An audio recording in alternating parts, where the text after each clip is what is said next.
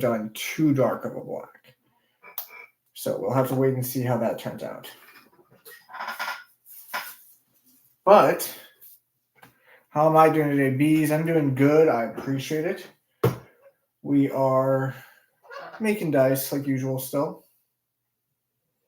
Now, a question I got whenever we made this was, why did I fill up every spot? Well, we had an overabundance of resin for one. For two, I filled up every spot specifically because it might look better on a D4. That's a barrel. It might look better on the caltrop. It might even look better on the prismatic. I don't know until I actually take this off. Now, what's funny is the prismatic one actually looks like it didn't receive enough, but when I pull that up, it's there. It looks like there might be a void. It's hard to tell. Omni, thank you for joining us. You're free to jump on up if you want, bud. Bees, I'm sorry you're having a bad day. If I could help, I would. This past week was all over the place for me. Omni. So let me turn my volume up. I can barely hear you. There we go. So this is the set we made today. You know Midnight Goal, right? I'm aware of them. So he commissioned me this set. Oh yeah, the like porch looking one. Yep. Oh yeah, you did comment on that. Yep, Zeus, as we're gonna call it. What's funny is, love the tank. Well, so like I thought it looked a little bit more like a Olympian. Yeah, it's there's like a reference, you know. Like the Ecor or the what's it called? The Ambrosia. Oh, I was thinking the nectar. Yeah, that's the Ambrosia. Yep. So actually not a bad idea. Here's the funny thing. I did this by accident. So I can't lock this one down or this one. However, if I turn it a full, where is it? That's weird.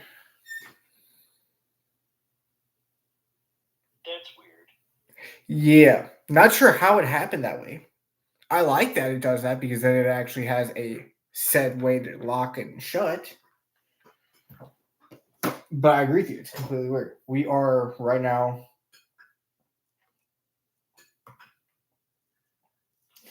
I'm trying to get the lid off just to see what it looks like. But this is one that we're going to call Balefire. And it is supposed to be green, well, black with like green fire on the inside.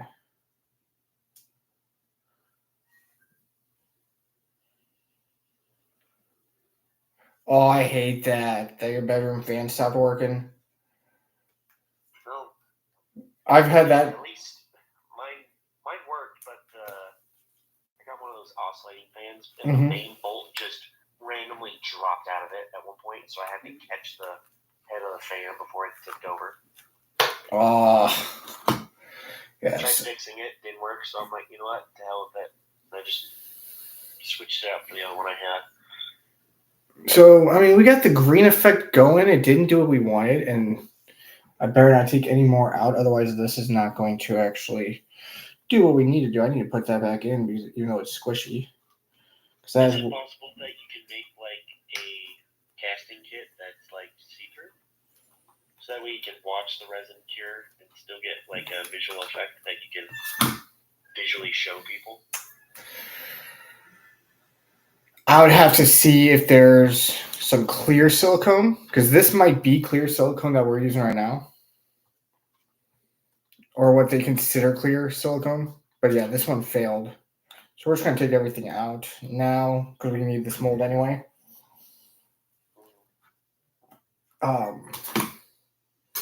Essentially what was supposed to happen is it was supposed to be black, and you can see the green on the inside there. But we had a little wide window, and what that window was supposed to do is allow you to look into it, and it was supposed to be like a little fire. It looks like crap, just like an evil dark green crystal, kind of. Yeah, and like it's corrupted almost.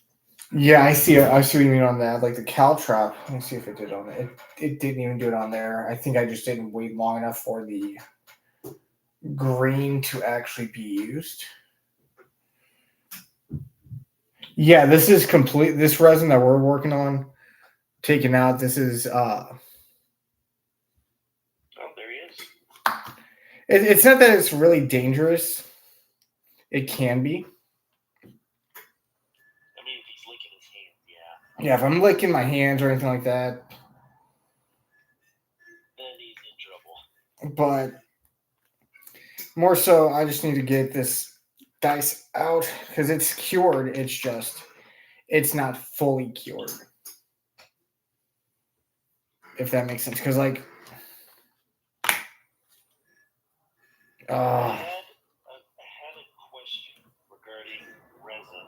I almost had it. Oh, so sounds weird, but you know how like some people make art with sand? Yeah. Is it possible to do something similar to that with resin? In a way. Okay. So there's several different ways we could do it. Are you talking about like, let's say you're at a wedding and people are doing that tradition where like they take two different color sands and pour them together? Is that what you're talking about? Yeah, but they pour like it's like a white base sand, and then they use like different colors to make like some kind of art thing. Yeah, they take a mixture. Yeah, so we're kind of gonna do it with this. We just gotta get it to work properly.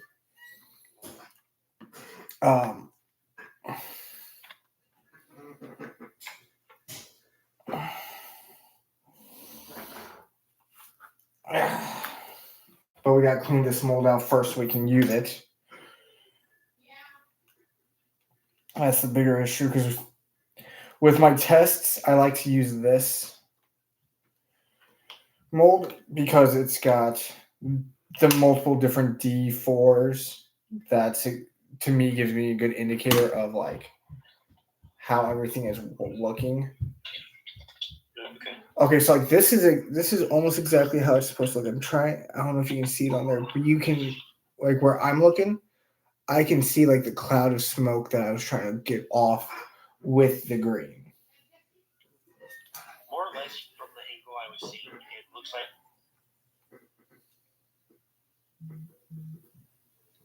you there? Green color, and then it just looks like darkness on the inside.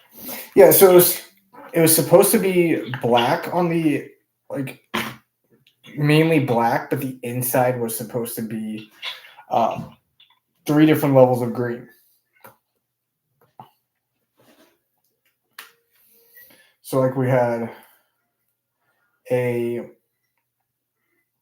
light green, we had a dark green, we had a medium green, and essentially what all was happening with that was that was all going to go into black, but we mixed too much black, and it was supposed to be looking like fire, but we also didn't mix enough to make it look like the fire. It's not that we didn't mix enough, it's that we didn't wait long enough for it to cure to make it look like the fire. Dragon, thank you for joining us.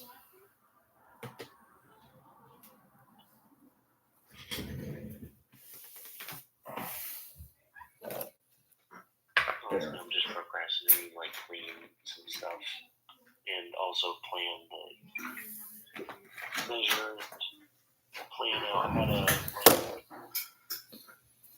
put inserts for my death guard, because I know that's going to be a whole process.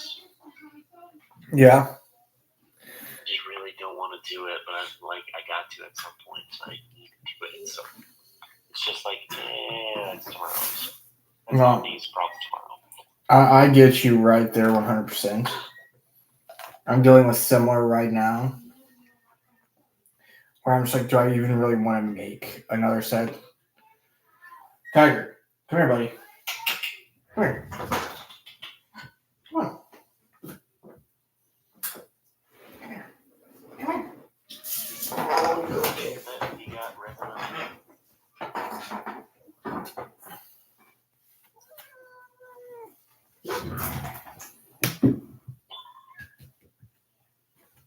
Well, that lasted about 3 seconds.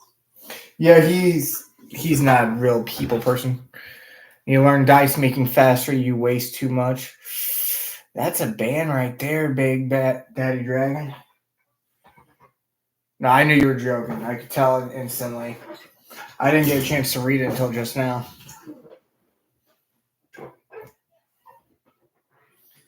No, I was actually using them kind of like to demold my fingers. Because I can then see, like, on my fingers, okay, where's the Maine Coon hair?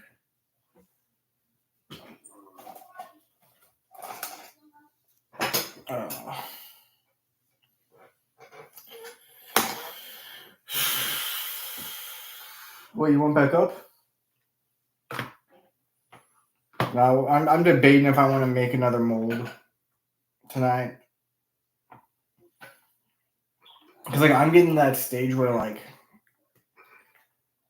I'm not wanting to waste anything that I'm using or anything I have. This way, I'm not sitting here, say, 2 weeks from now, and somebody reaches out to me, hey, I need X. I want to buy X from you. I'll buy it right now. And then I'm scrambling to get product in. For example, when Turn of Dust ordered his commission, and I was dead in the water for 2 weeks because I didn't have any resin.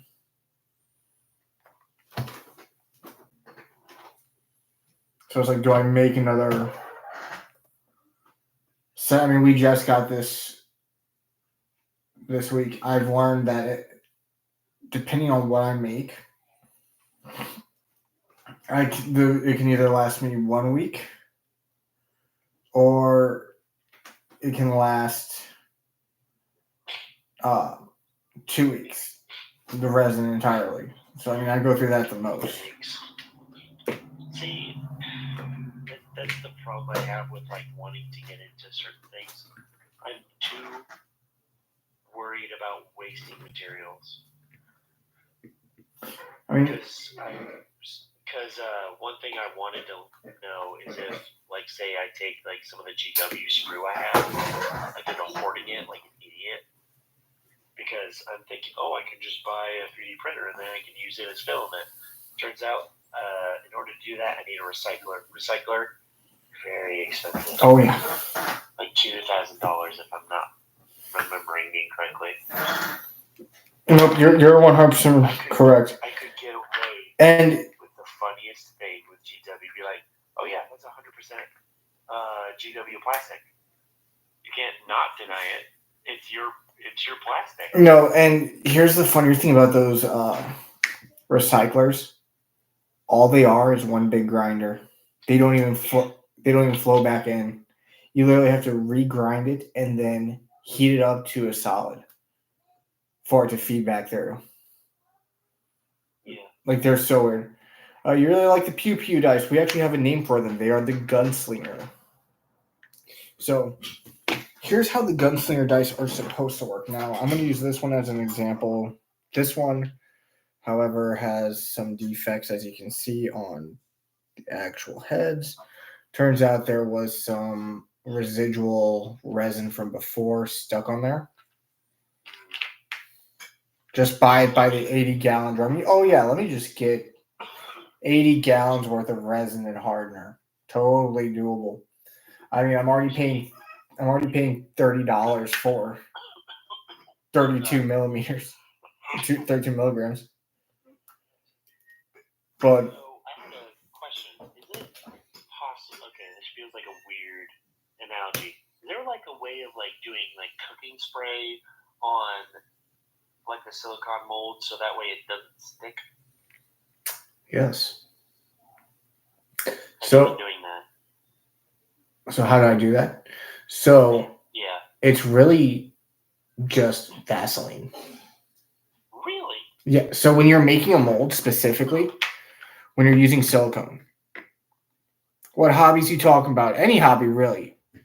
I mean, I make dice and paint miniature figures, but I mean, Ami is a big into Warhammer. Also, like Yu-Gi-Oh. Yep. I stopped. I mean, I can't keep up with the metas anymore. oh no, you can't keep up anymore. After Dragoon dropped, I stopped. I stopped after XZs. Okay, so yeah, I lasted longer. But no, You lost me. Like Synchro, I can comprehend, and then XZ, I'm like, all right, you're automatically subbing a level 10. I'm done. Fuck this. Nope, I'm not having funning anymore. The fun is gone. The fun has died. yeah, pretty much any hobby that you can think of, we're nerds. I mean, I don't even know what the hell that is. I mean, literally, Dragoon is a new fusion monster with red eyes and Dark Magician. Oh, I saw that. The art looked beautiful. It's a beautiful card. It got banned in the United States for 3 to 4 years, and then they just released it out of ban because it's useless now.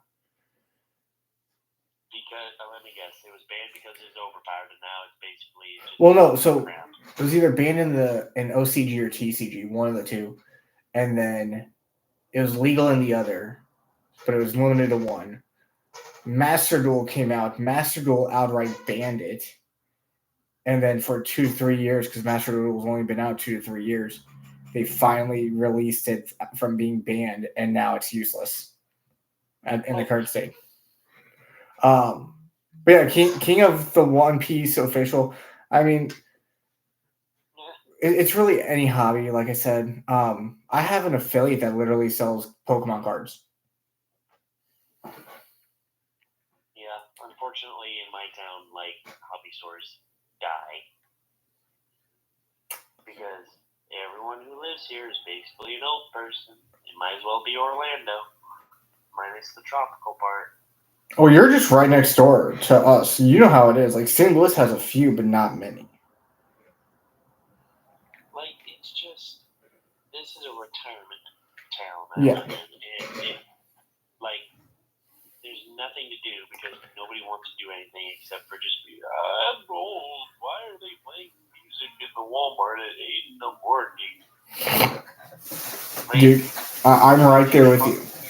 Old people, like, no disrespect towards anybody that is older, but genuinely, if you have nothing going on and you just look for things to bitch about, seek help. For the love of God, seek help. We had something that has you happy and stick with it. Don't so bitch about everything. this is no joke.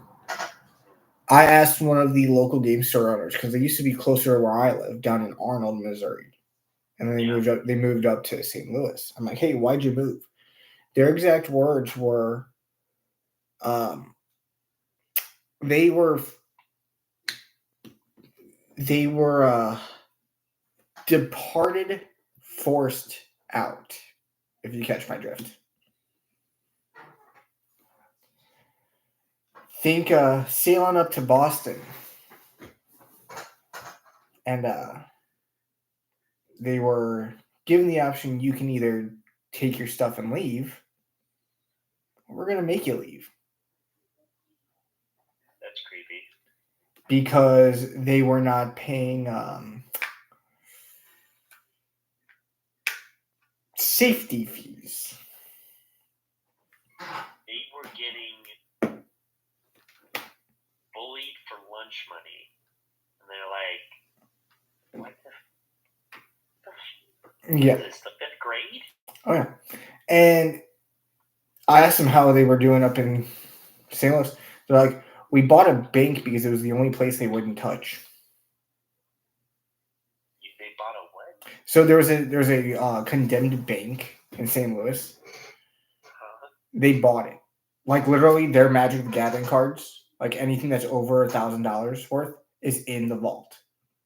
That's actually really smart. The vault's wide open. The vault's wide open, but it's in the vault.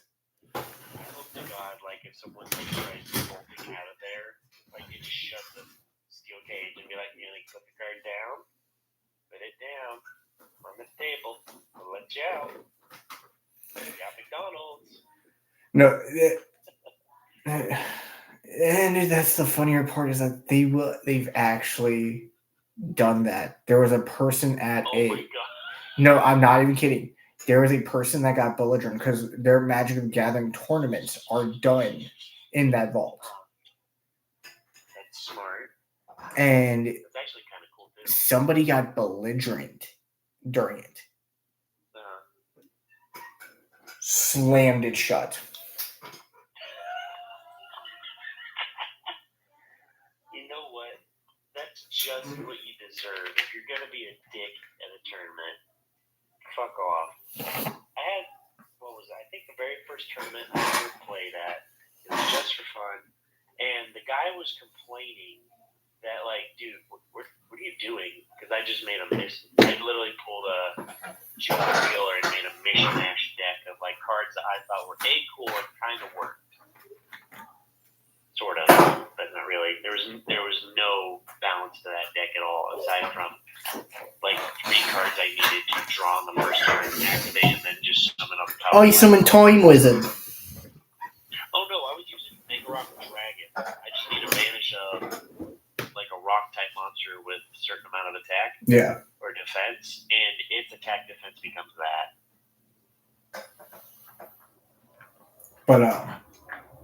But the dude was like killing me with a 6 samurai deck, and I'm like, 6. Don't even mention 6 Sams. Okay, say what you will. I think the cards themselves look really good. They're really good.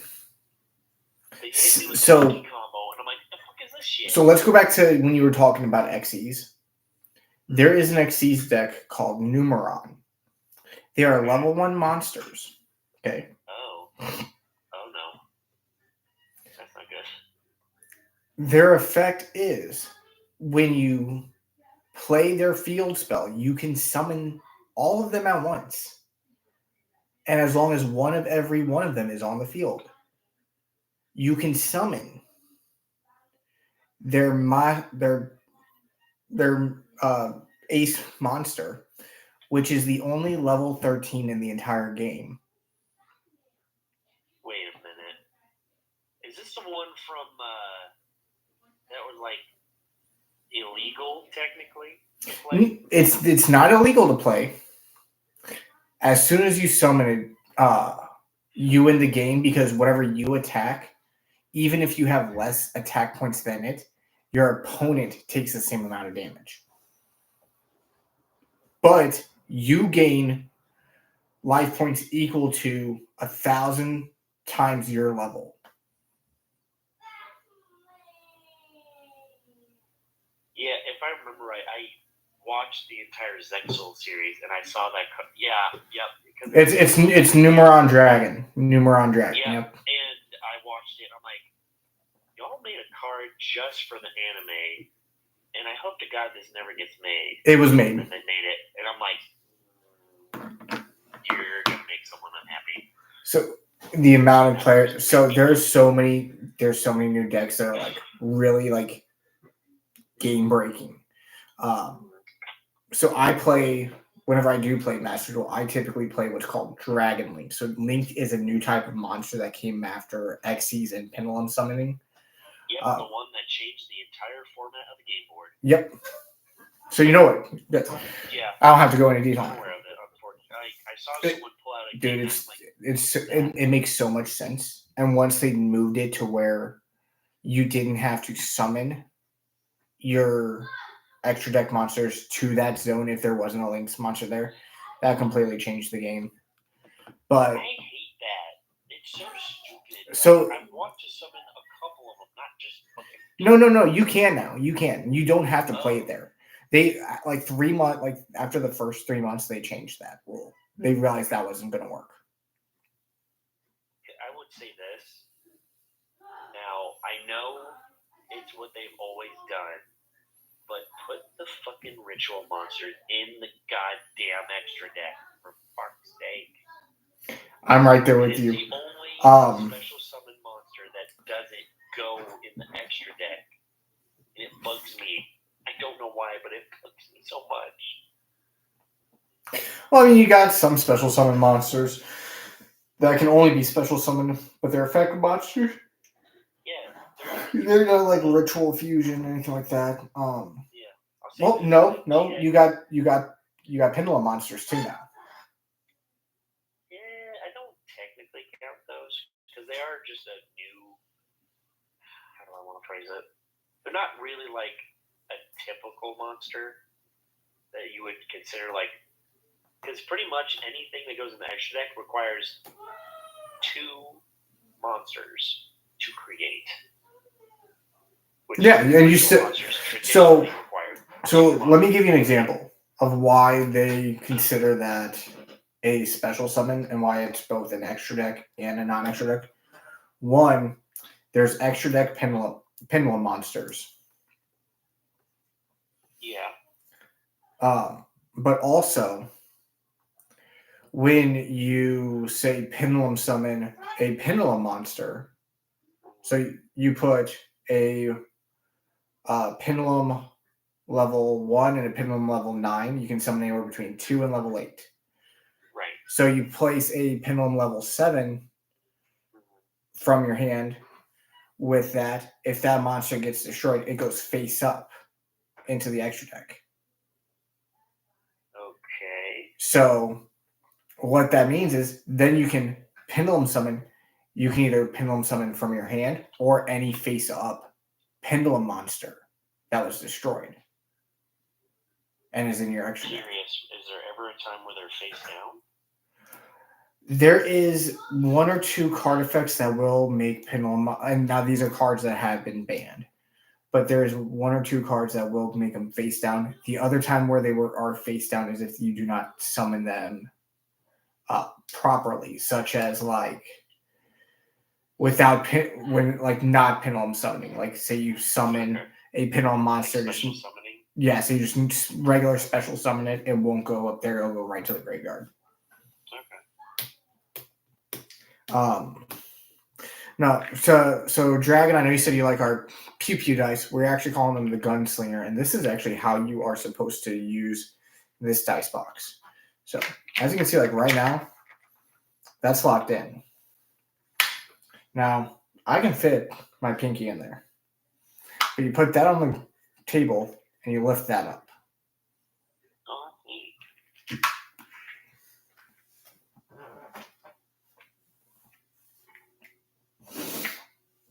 I just wish that these were actually filled in.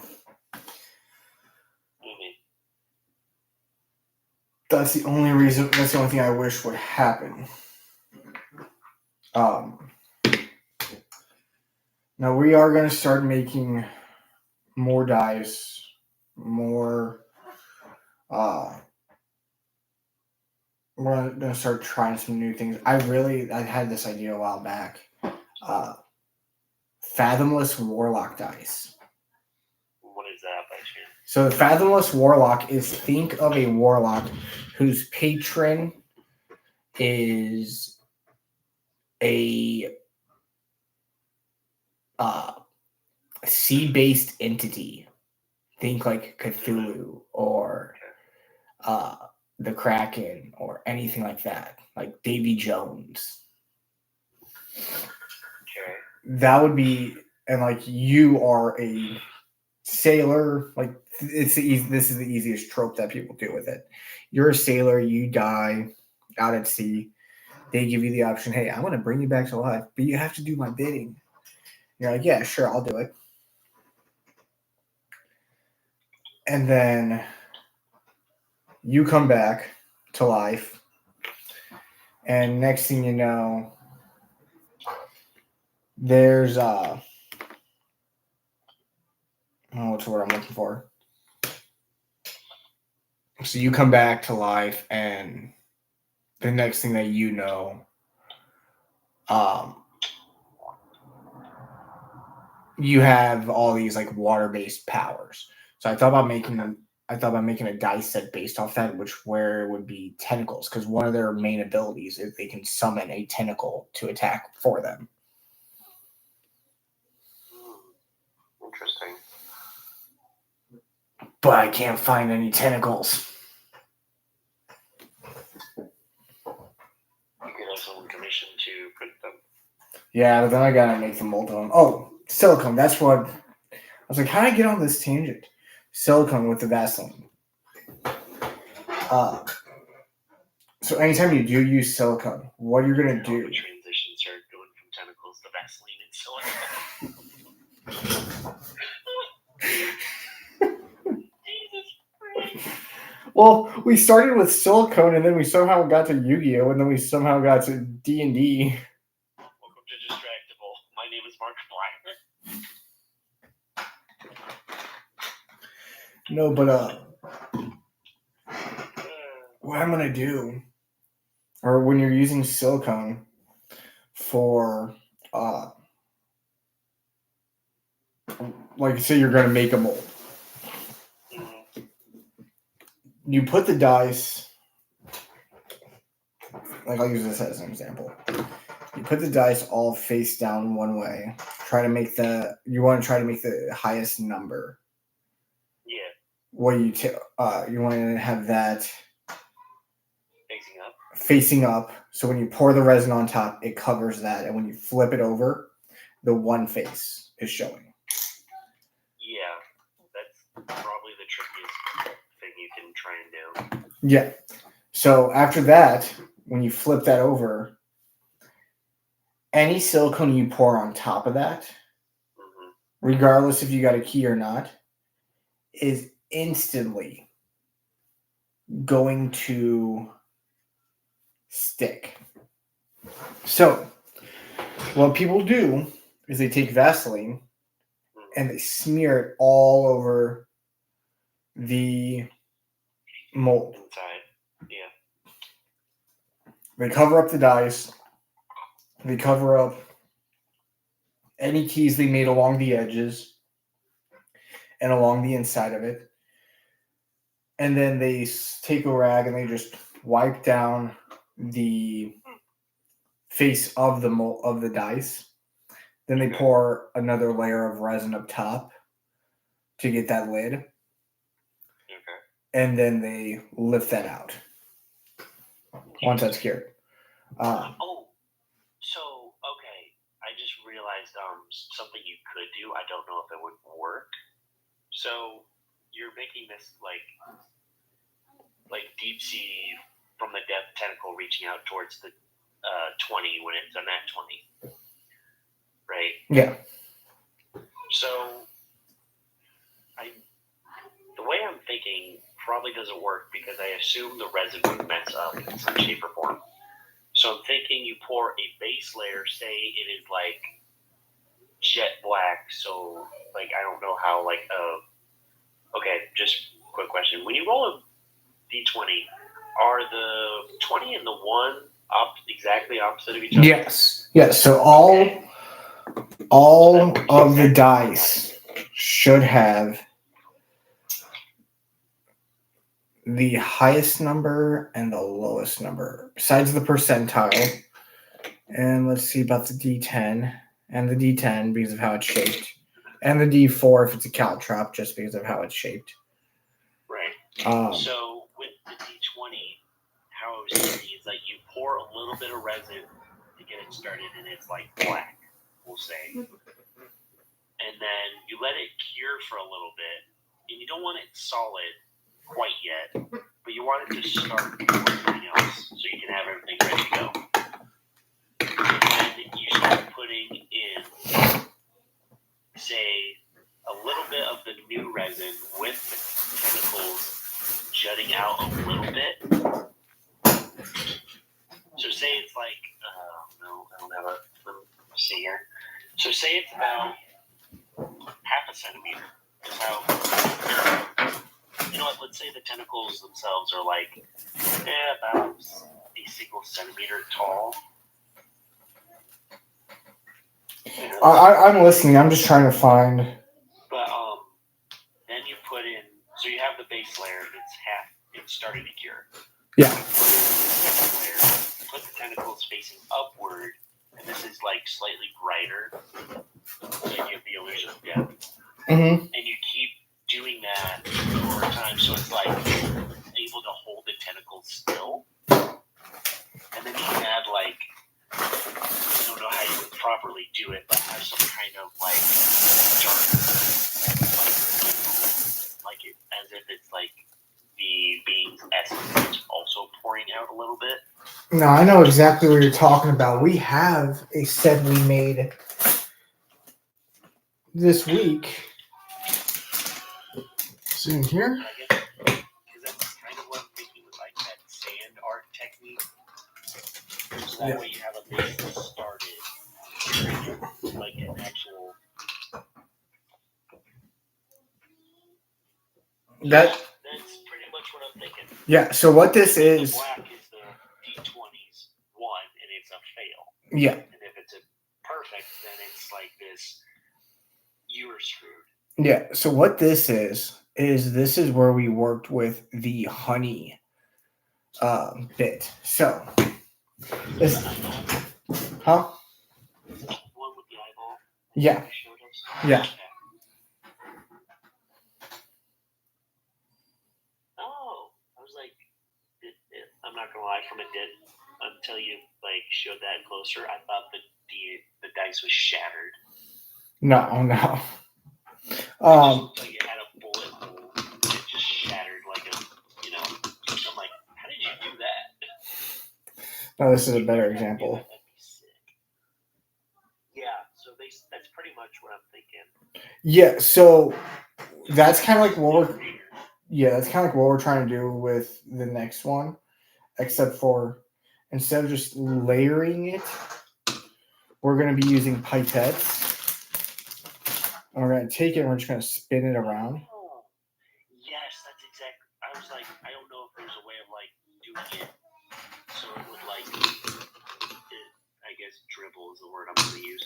Dribble, and it would like, you would kind of randomly draw as if it's like some kind of smoke ichor.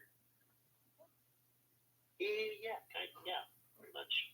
Well, so this is the best example I got because where is it? I know it's on the D. Is it on the D4 or is it on the D? It's so much easier to like literally draw it and show, but it's like. No, I know exactly what you're talking about.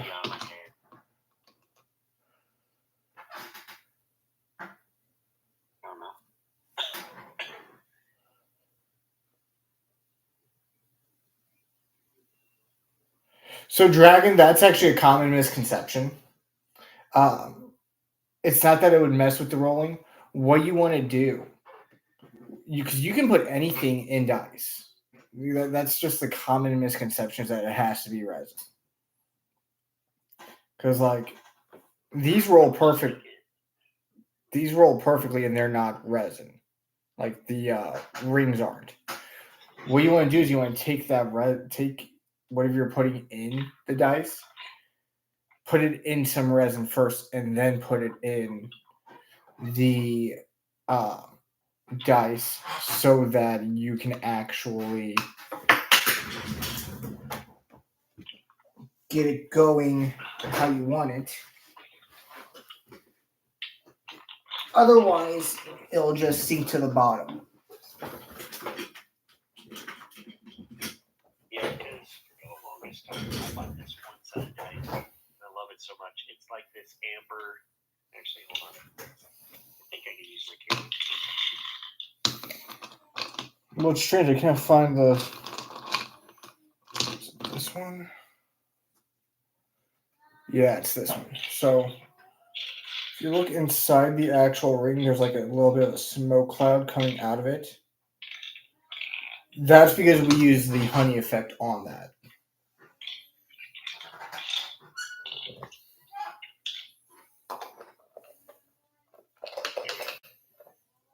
So, I'm not sure if you can really see. Let me make you big. Ooh. See if it'll focus. This is from dnddice.com. They are actually one of our affiliates. Yeah, I highly recommend them. They do fantastic work. This is their Chaos Engine set. This was like the first set I ever bought. It's gorgeous. Has these little metal gears inside, and I love them so much. But I was always so worried about them like rolling properly because of the gears inside, because I thought it would weigh them down or something. But I think it was just the luck of the draw. Because eventually I did roll, I think, three net 20s in one session.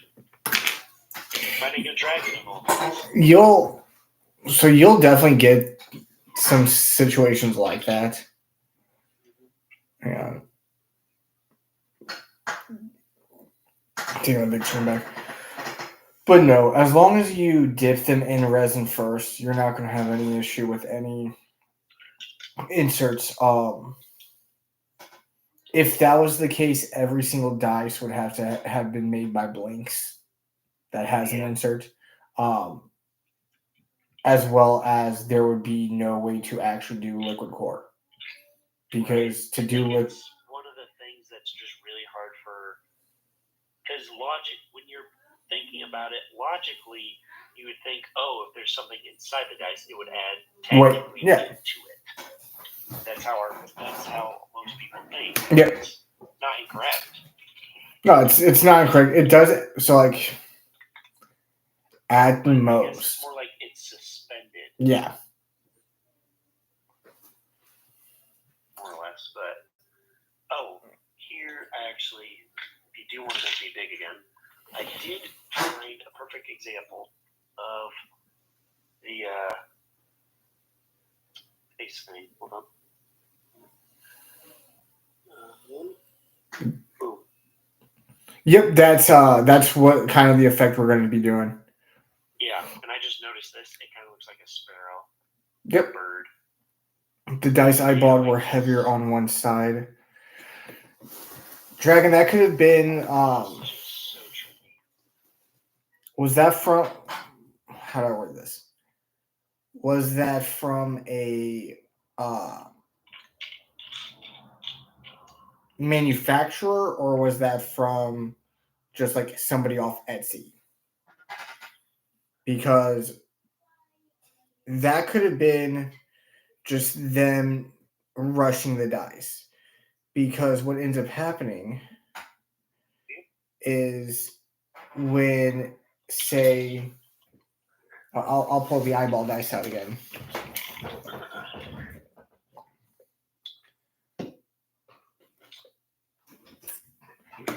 What nobody realizes is there's an actual way to. Someone off TikTok a long time ago. Yeah, they probably didn't do this properly then.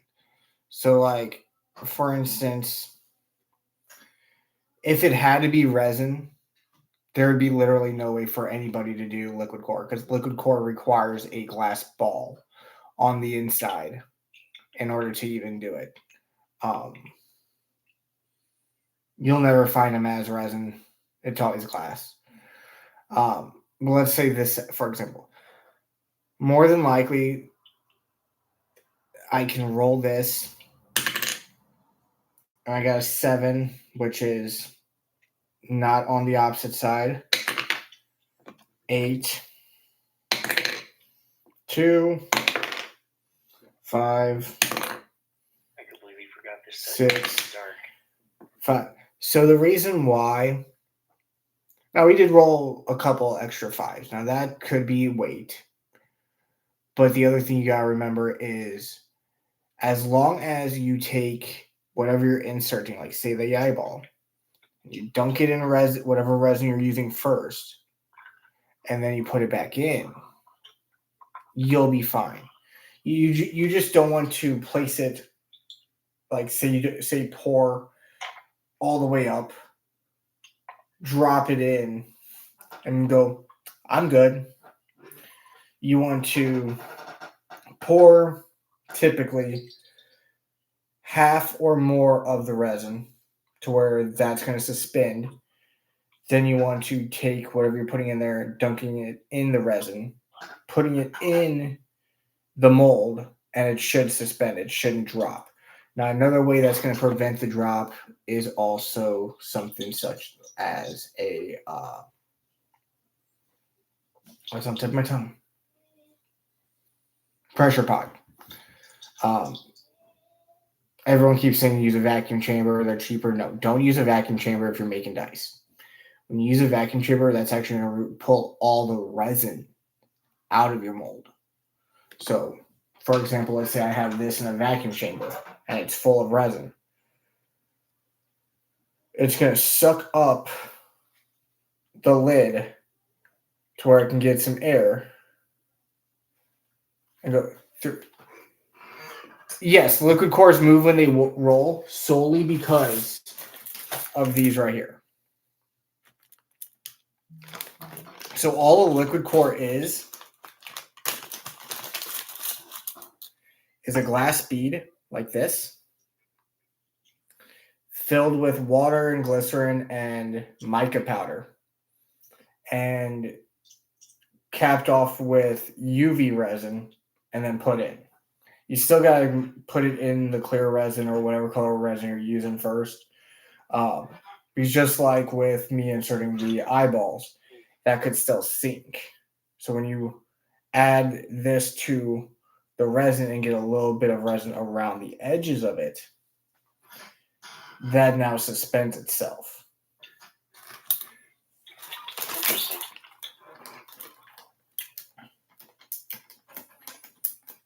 If I can find, I think I know where they are. I think they're right here.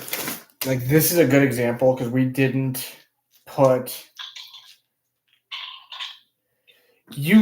so the pre-made ones, Dragon, aren't actually pre-made. I'll explain to you exactly what those are because that's exactly what I was told these were. These were the pre-made liquid cores.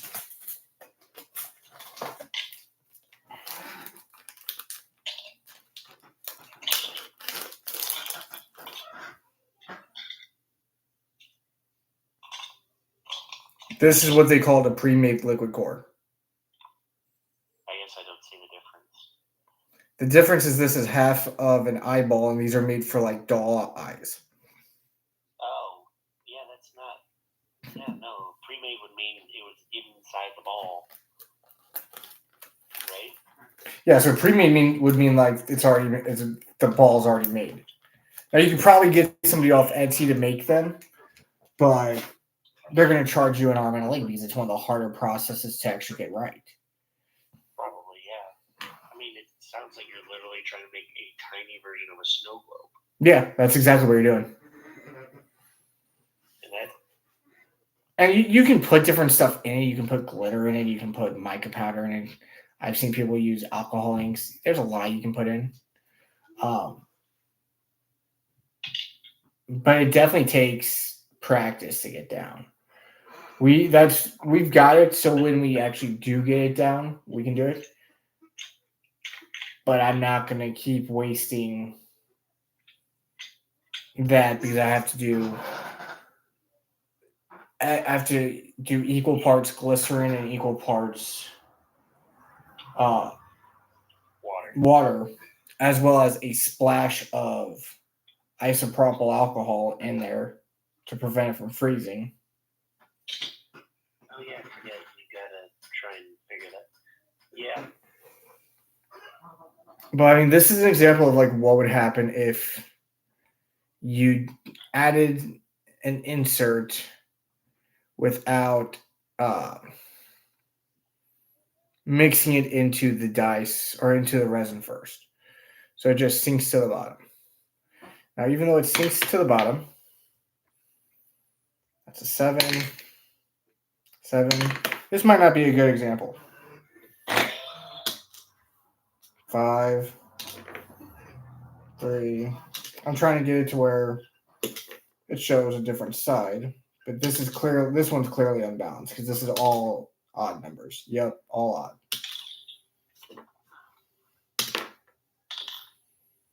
Now you're clickety-clacking it. Now I'm doing it. You freeze your wrist. No, so with liquid core, all it is water and glycerin. So when you're adding this glycerin, what that does is if it gets below freezing at all, it will instantly freeze.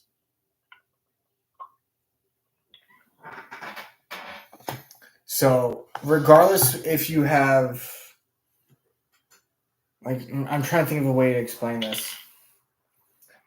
Say I used just the glycerin and the water on my liquid core. And yeah, you can check balance with salt and water, but that's just for the dice. With liquid core, what ends up happening, like I said, is that glycerin has a lower, if I'm correct, it has a lower freezing point than water.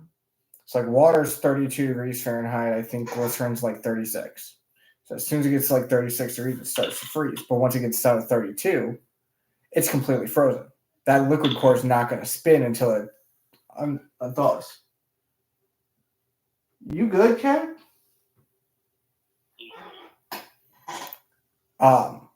But if you add a splash of isopropyl alcohol into it, it prevents it from freezing. So you can constantly get the spin.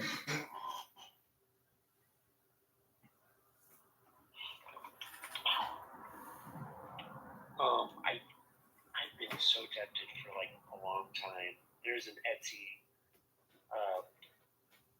mark. I don't even know what they're called. Basically, someone on Etsy making purity seals from 40K, and I want 3 of them so bad. Nice. Because they have, like, if I remember right, 80 different options for the actual seals. No, you're good, Dragon. I've been up since 6 a.m.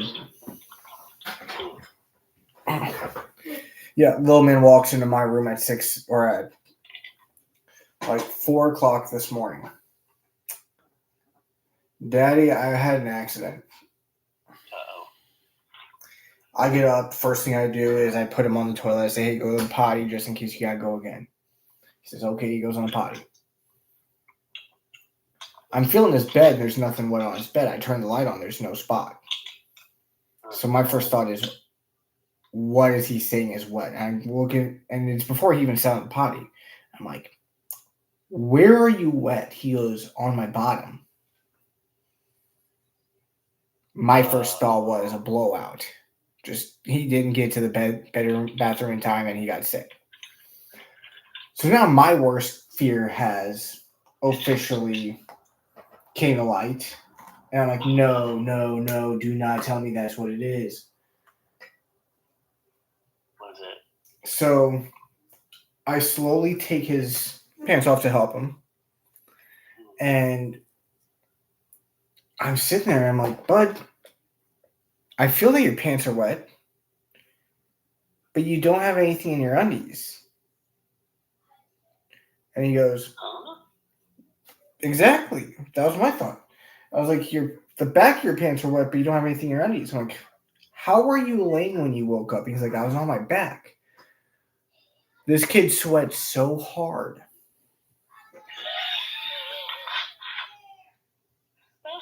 That he gave himself swamp ass.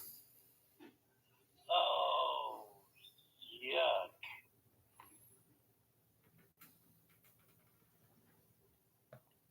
So I'm over there trying to figure out how all this happened. My wife, I can hear my wife in the bedroom laughing. I mean, better that than cleanup duty, I suppose. I'm right there with you. But that's also confusing as shit. Maybe just put an oscillating fan in his room. So the thing is, his room is the coldest room in the house, even with the heater on. Okay. How the hell is he sweating? Because he's like me. I mean, I'm literally right by a window right now, and I'm pulling sweat. Oh yeah. And no, we couldn't explain it. Then like 2 hours later, I wake up, I'm trying to just scrolling through, trying to pick something to watch. because I'm wide awake now. Yeah. And I hear him get up, and the missus woke up as well, and was coming down, or was laughing because she heard him get up. I'm like, he's coming in here, I guarantee it. He walks in there. First thing he says, not hi, good morning, anything like that. He goes, Dad, Spider-Man, Spin, and Ghost Spider are not playing on my TV. I'm like, okay. Like, is he refusing to watch something? Or no, so I have it set up to where on his TV, it'll play 3 episodes on Disney Plus, and then request parental consent. Okay. To kind of like mitigate him watching that. Because the last thing we want is that to happen. But he also knows how to use the remote. So he came in. He said that. I'm like, okay, well, are you wanting to watch it? He goes, yes. So I go in there. I put him back in bed because he can't climb up on his bed for some reason. He climbs up our bed easily. But I guess because his bed doesn't have like actual like box bottom where he can get a step on. I toss him back in bed. He lays down. I turn it back on.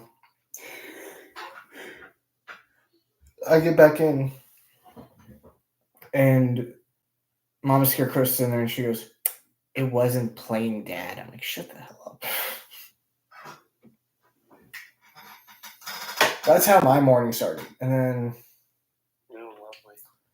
probably about 20, 30 minutes later, he came out.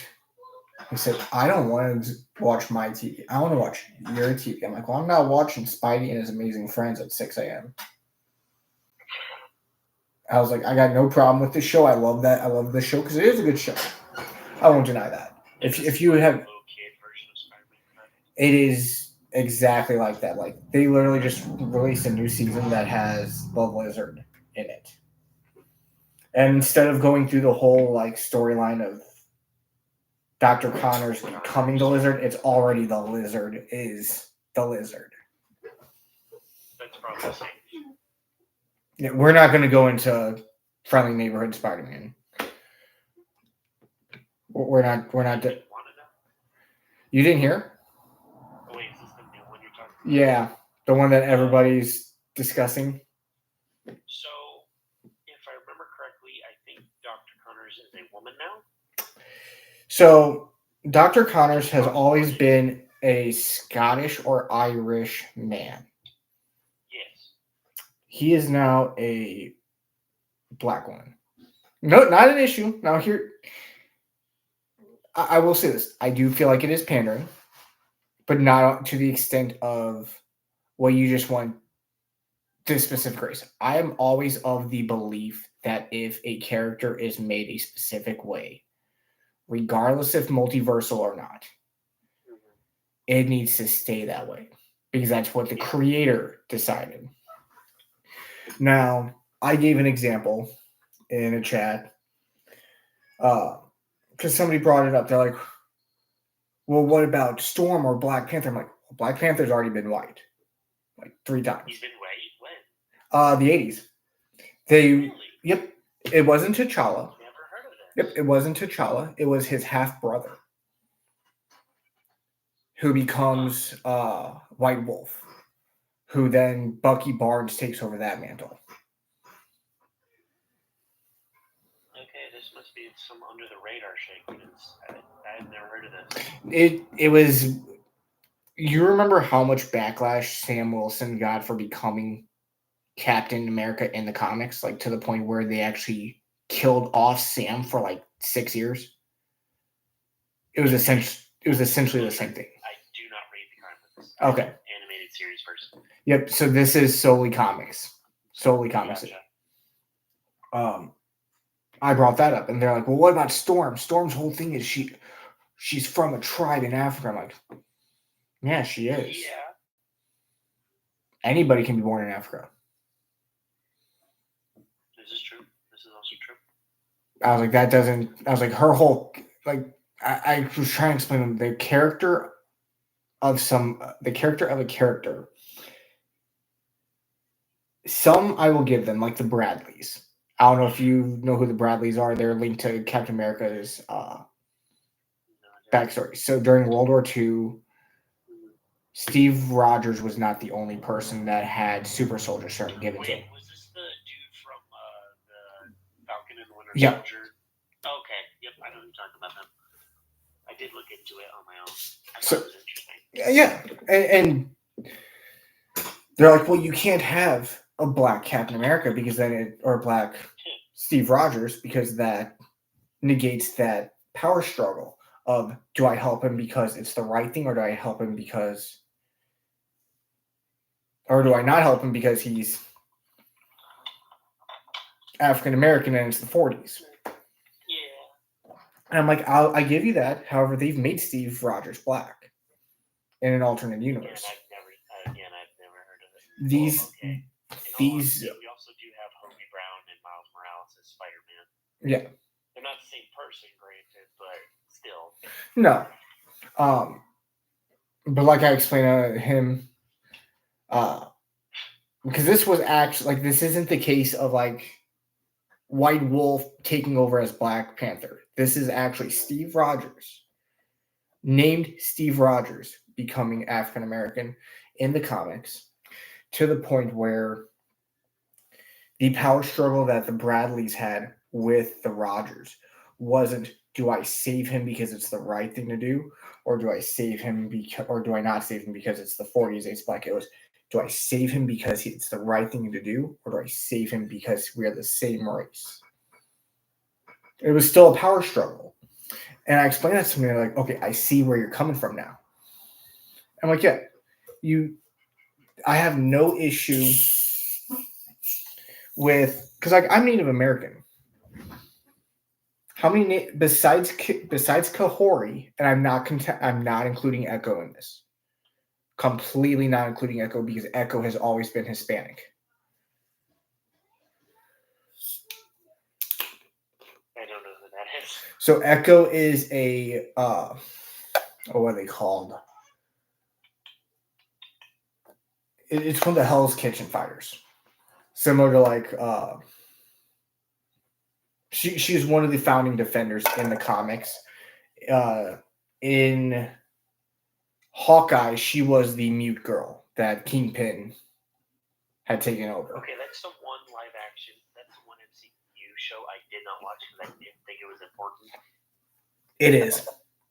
Yeah, I saw Kingpin, but I'm like, ooh, I'm probably missing something. So it's not just because of Kingpin.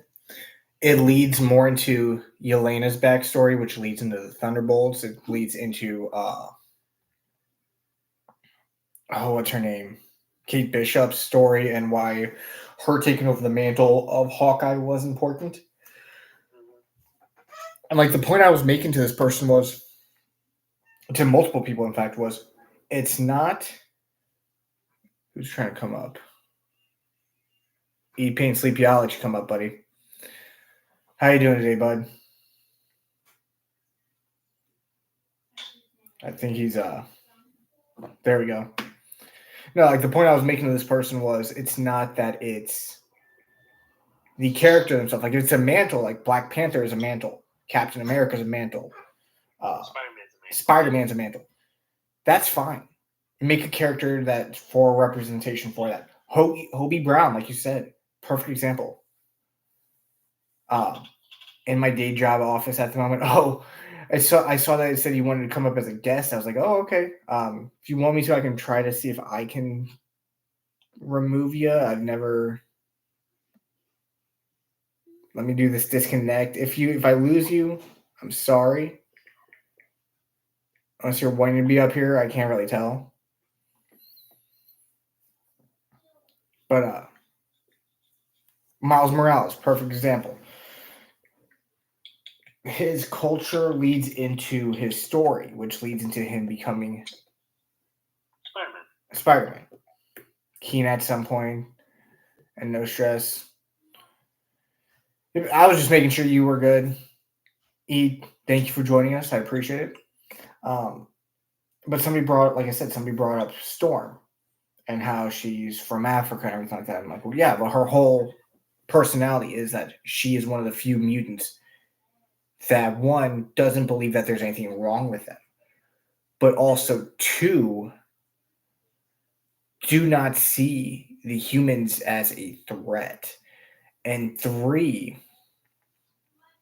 do not see them as an enemy, because you have people like Charles Xavier who don't see humans as a threat but sees them as an enemy, but also does not see that mutants are a thing to be cured.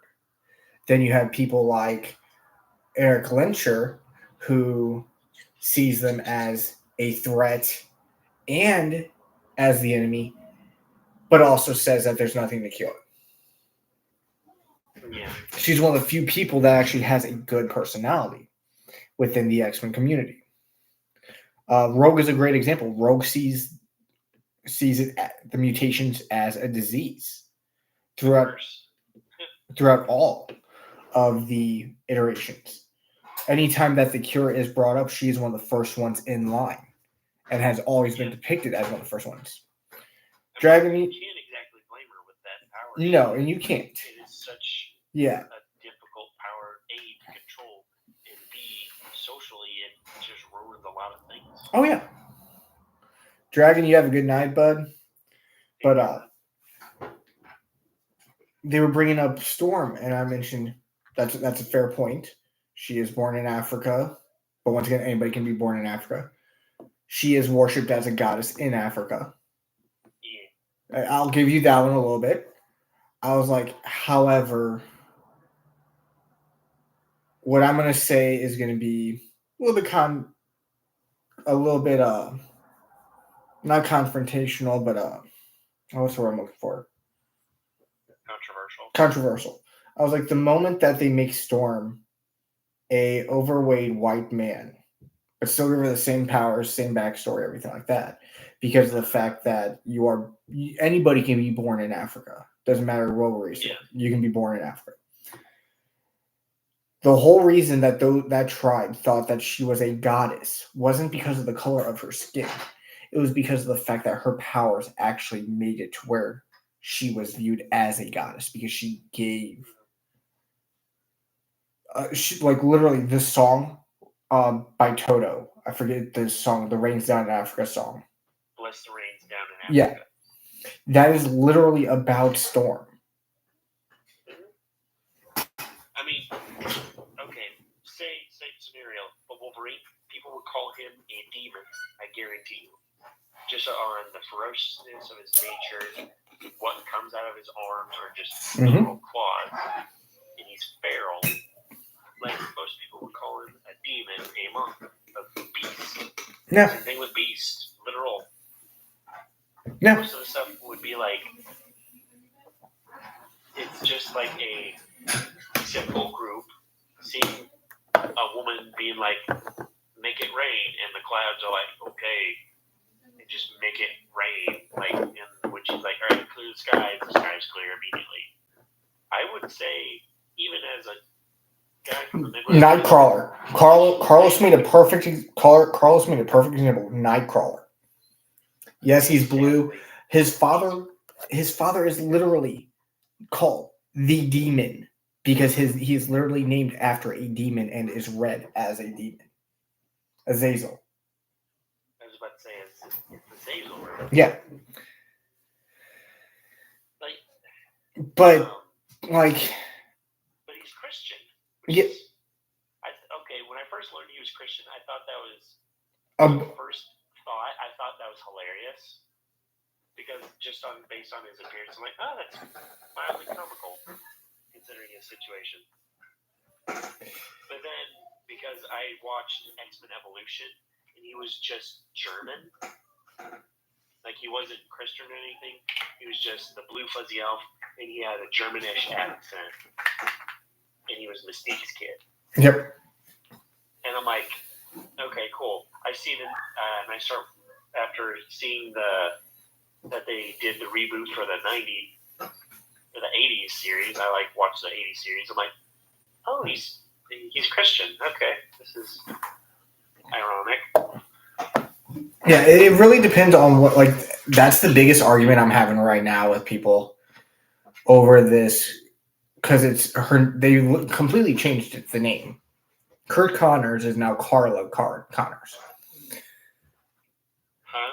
Kurt Connors, the lizard, is now Carla Connors. I mean, they have to change it because they have to change the name, yeah. But my biggest complaint with them is it's always, oh, it's the multiverse, it's the multiverse, it's the multiverse. I'm like, I'm Native American, so name 5 Native American superheroes off the top of your head. You can't. Long Shadow comes to mind. Yep, Long Shadow, which is also Apache. So Long Shadow is actually Apache Chief. It's just a different name. But I just liked the name because it was such a cool name, and it goes into the heritage. Yep. I like names like that. Oh yeah. Creative. But there's also one that's a mutant. I can't remember. Warpath. Warpath. I think it was from the live action where they had Days of Future Past. No, it was oh god, it was a TV series. It had Magneto's daughter and the. You're talking about Gifted. He was also in Yep. He was also in Days of Future Past. He was one of the mutants that was killed in the beginning of it. He was the one played by Boo Boo Smith or Boo Boo Stewart. Okay. I can't think of any more of that, unfortunately. The only other one that I can think of off the top of my head is Kahori from What If, and she was just created like a year ago. Was that the? I can't think of, like, she had a lot of blue with her character design. Yeah. That's the one that like everybody praised for bringing it, and people were saying that she was the first Native American. Carlos, do not bring that up. No. Echo has always been Hispanic in the comics and in all shows. They only made her Thunderbird. I'll give you Thunderbird. So he is like 8. So think of a Native American Storm, except for he only controls lightning. Because I've heard of a Thunderbird, yeah, creature, but I've never heard of the character before. He's very rare. Like I think maybe 5 iterations of him have actually existed. But no, Echo was always Hispanic. They only made her Native American in the show because the show released like right after What If, and everybody was praising that it was the first Native American superhero to ever exist. First off, that's completely false. Anyone who's watched the Justice League Unlimited series knows that's a load of horseshit. Yeah. Anyone that's watched Young Justice knows that's wrong. Anyone that's watched Super Friends knows it's wrong. But that's why I hate the woke generation. They're ignorant of their past. I'll have to double check. I've always seen it that she is Hispanic. That's all the iterations I've seen. It might be that she was Cheyenne, but that her powers weren't linked to it, whereas now they are. Because I did see like that was one of the biggest controversies was that why are they bringing up her heritage now? I Cheyenne. Remember another hero, the Sorcerer Supreme Ghost Rider. She was also Native American. Yeah. I completely forgot about her. I thought that was also really cool. Sorcerer Supreme and Ghost Rider. Oh yeah. Very rare combination. But it's very rare. So I brought up the point. I mean, it's very rare that you see one. So like I brought up the point, well, if we're talking multiverse, so then I can make a Native American and I threw out the like Blade, and I instantly got shut down. Well, you can't change Blade. That's his heritage. That's his culture. That's this. I'm like, how is killing vampires and being Thorn, half vampire, part of the culture of Blade? Nobody could answer it. Well, because you could do the monkey SpongeBob pose. It's a multiverse. 2015, she was Cheyenne on her father's side. Okay, good to know. I know the show like delved heavily into her being Native American, and like everybody threw a fit because like they were saying that's where her powers are coming from now, when that's never been the case. But that's the thing. Everyone's saying it's the multiverse. Somebody, this person, it lit them up. So, have you seen one of the newest South Park episodes on Paramount? The last one I remember was when they played. It was during spring break. I think Stan was playing 40K with Tolkien. I think. Oh, that's yep. The last one I remember. Because that's whenever they find out that his name's Tolkien, not Token. Yes, and I'm like, wow, you made everybody who said his name over the past few years feel really bad. Well, not only that, they went back and they re-edited. They changed all the closed captions to read Tolkien. Oh, you tricky bastards!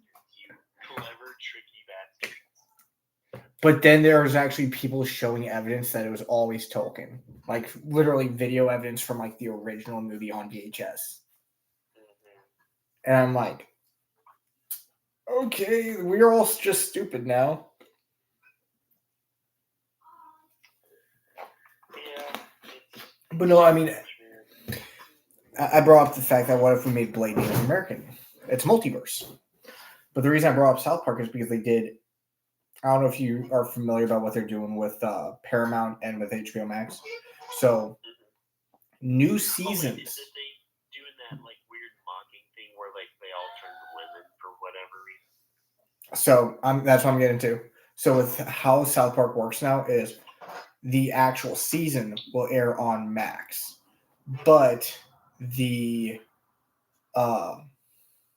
season, or they are licensed to 6 different movies for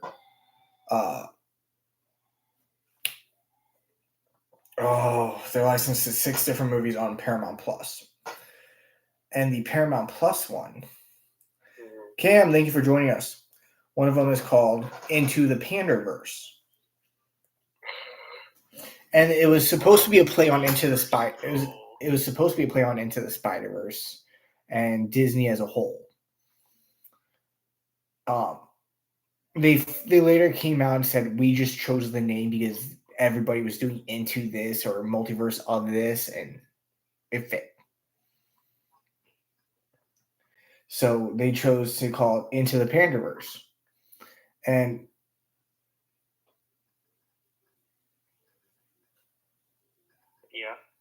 I don't think we can say that stuff on here, Carlos. Is that all in the 2015 Marvel Encyclopedia? I'm not even going to say what he put. Hold on. The what one? So there's a 2015 encyclopedia for Marvel. Yeah, I have it in my hands right now. I'm flipping through it at the moment. Go to the H's. H. Let's see here. H. Okay, what am I looking for? Something related to Germany. Uh-oh. I don't like where this is headed.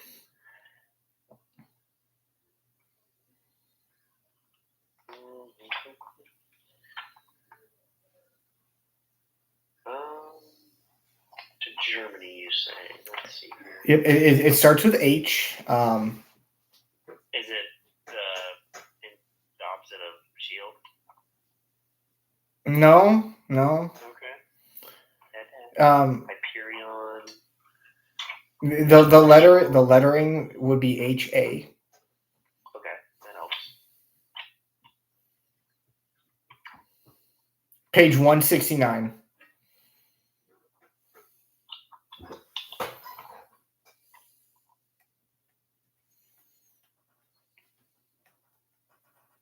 Oh yeah, I forgot about him. Yeah, that's a rough one. Yeah, one of the Horsemen of the Apocalypse. Yeah, and then I'll call him H-Cast. yeah, and then of course we have what everybody calls Joe Chill after visiting the Mask of Zorro in Gotham.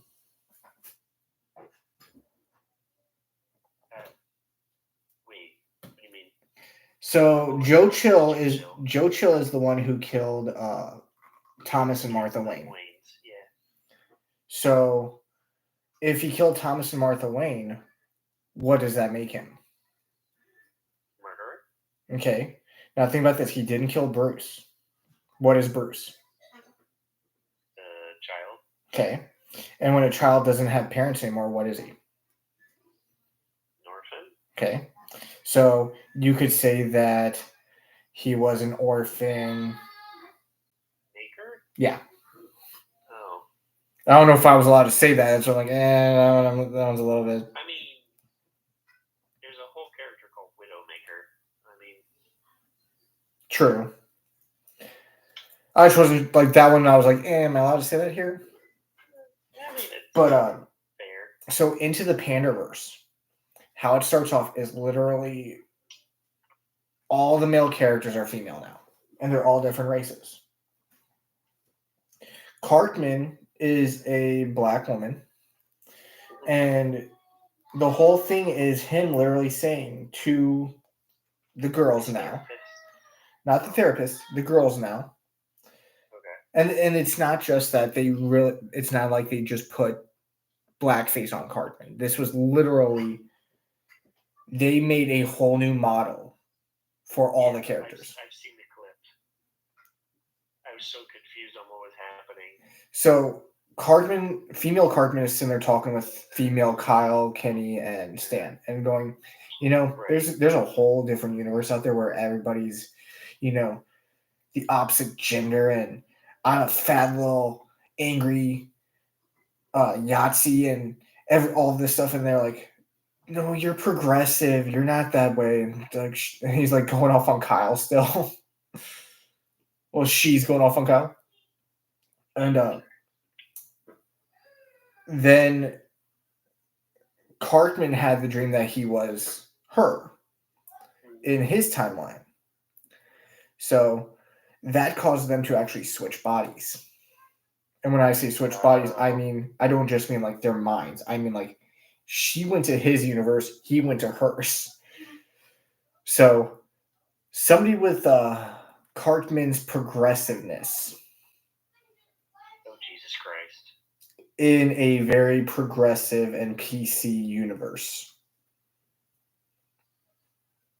That's not going well. Who every place that's going is down the toilet. Who every three words is yelling, it's all because of Kathleen Kennedy. And is that where the joke where he's like Kathleen and he's like, yeah, he becomes Kathleen. He is Kathleen Kennedy in that universe, yes. Oh, Jesus. Now there's a reason they made it that way. People dug Huh? Gotta love it. So love satire. Well, it's satire, but also they dug into like Kathleen Kennedy's past. Apparently, like right before Disney bought it out, there was like some stuff that Kathleen shouldn't have said. Oh shit.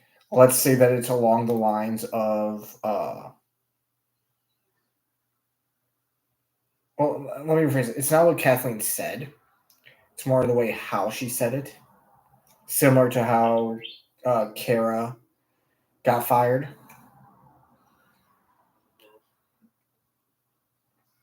So it wasn't really what she said. It was more so how people have taken it.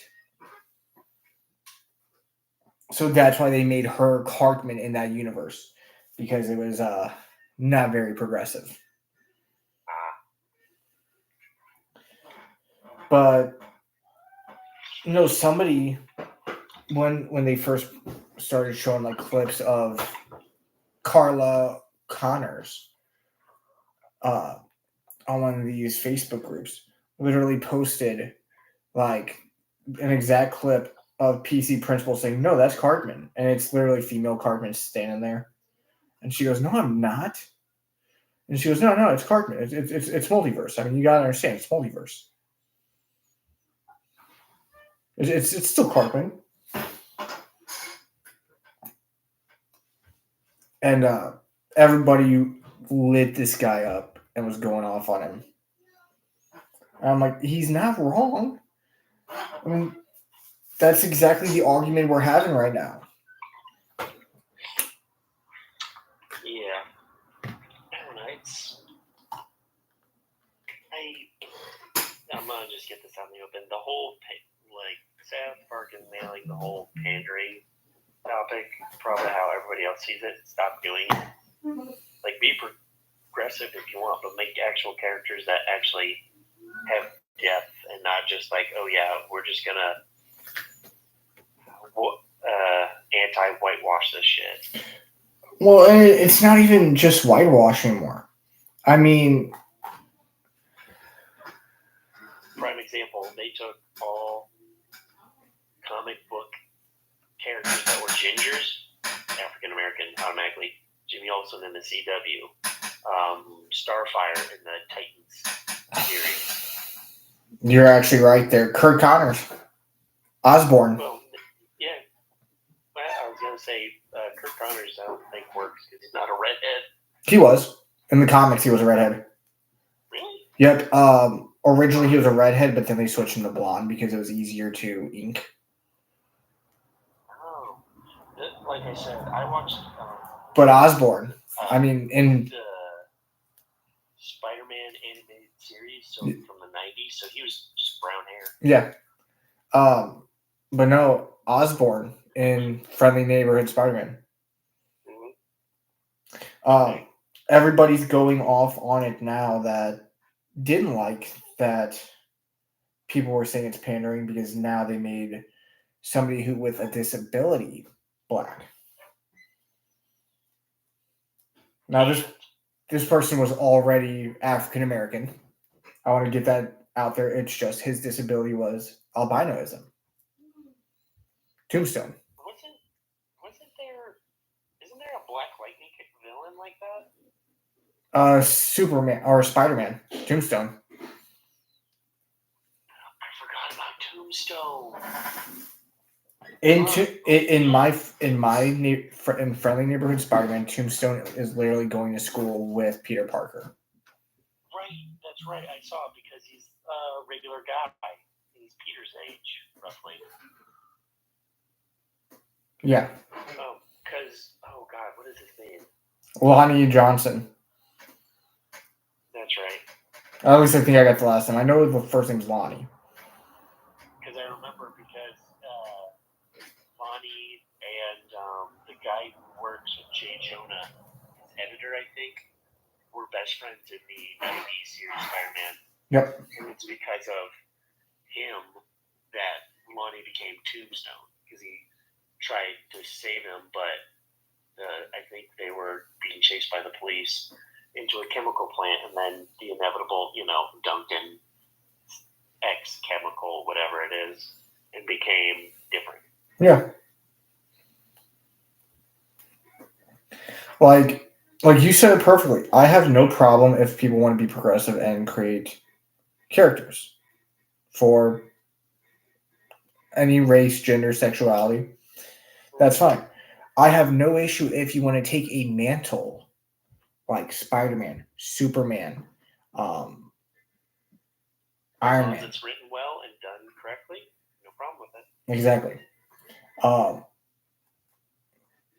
One of the things that everyone... So one of the things that people were bringing up to me, like they were actually calling me like isms. I'm not going to say which ones. Oh, Lord. Because of the fact that I brought up Rescue. What? I brought up Rescue. I mentioned how Rescue is a perfectly well-written character. It's literally a female Iron Man, before Ironheart. Because it was Pepper, wasn't it? Yeah.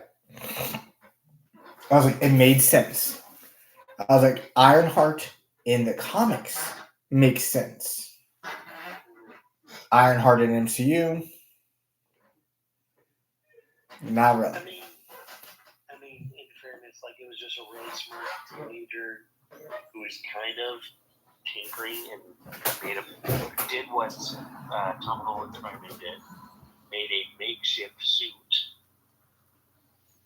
out of what they had. Yeah. But then got a hold of better tech and was able to make a fully fleshed out suit. Well, don't forget, in the comics, this is exactly what Ironheart does. So she made the suit for her science fair project. Suit didn't work. Yeah. Didn't she steal an arc reactor, if I remember correctly? That's exactly what I was getting to. Found out that the reason why it wasn't working is because the reactor she was using was malfunctioning. Stole an arc reactor from Stark Industries. Yeah. And then went on and became her own superhero. Right. Completely fine character. I don't even have an issue with MCU Ironheart. I think that was very well done, both how they changed her up. Gave her more focus. I guess it was maybe the introduction was a little rough. The introduction was severely roughed because they were trying to make it seem like she was paying people to do she was getting paid to do their tests, which, granted, that does seem like a Riri Williams thing. I'll say this, out of that entire movie, you bald-headed demon will forever make me laugh. Because I don't know why, but I spat out my fucking popcorn when I heard that. No, I mean, I think everybody did, and it's not because of the fact that she's a bad actress. She's a great actress. Everybody loves her as Michonne. Everybody loves her as. No, it's just the chemistry those two characters have is just very antagonistic, and he's like, "You fucker." Well, it's like it's G-rated, like. Well, especially whenever the one that played her fiance didn't come back, it's like a will they, won't they kind of. Yeah. But then they introduced the AO, which kind of felt like a love interest to her, which threw it off for me because she was The who? AO, the other fighter that was with her.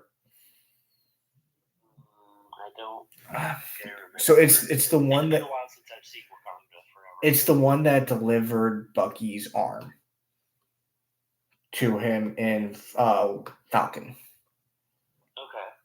Oh, okay. Kind of a slender face.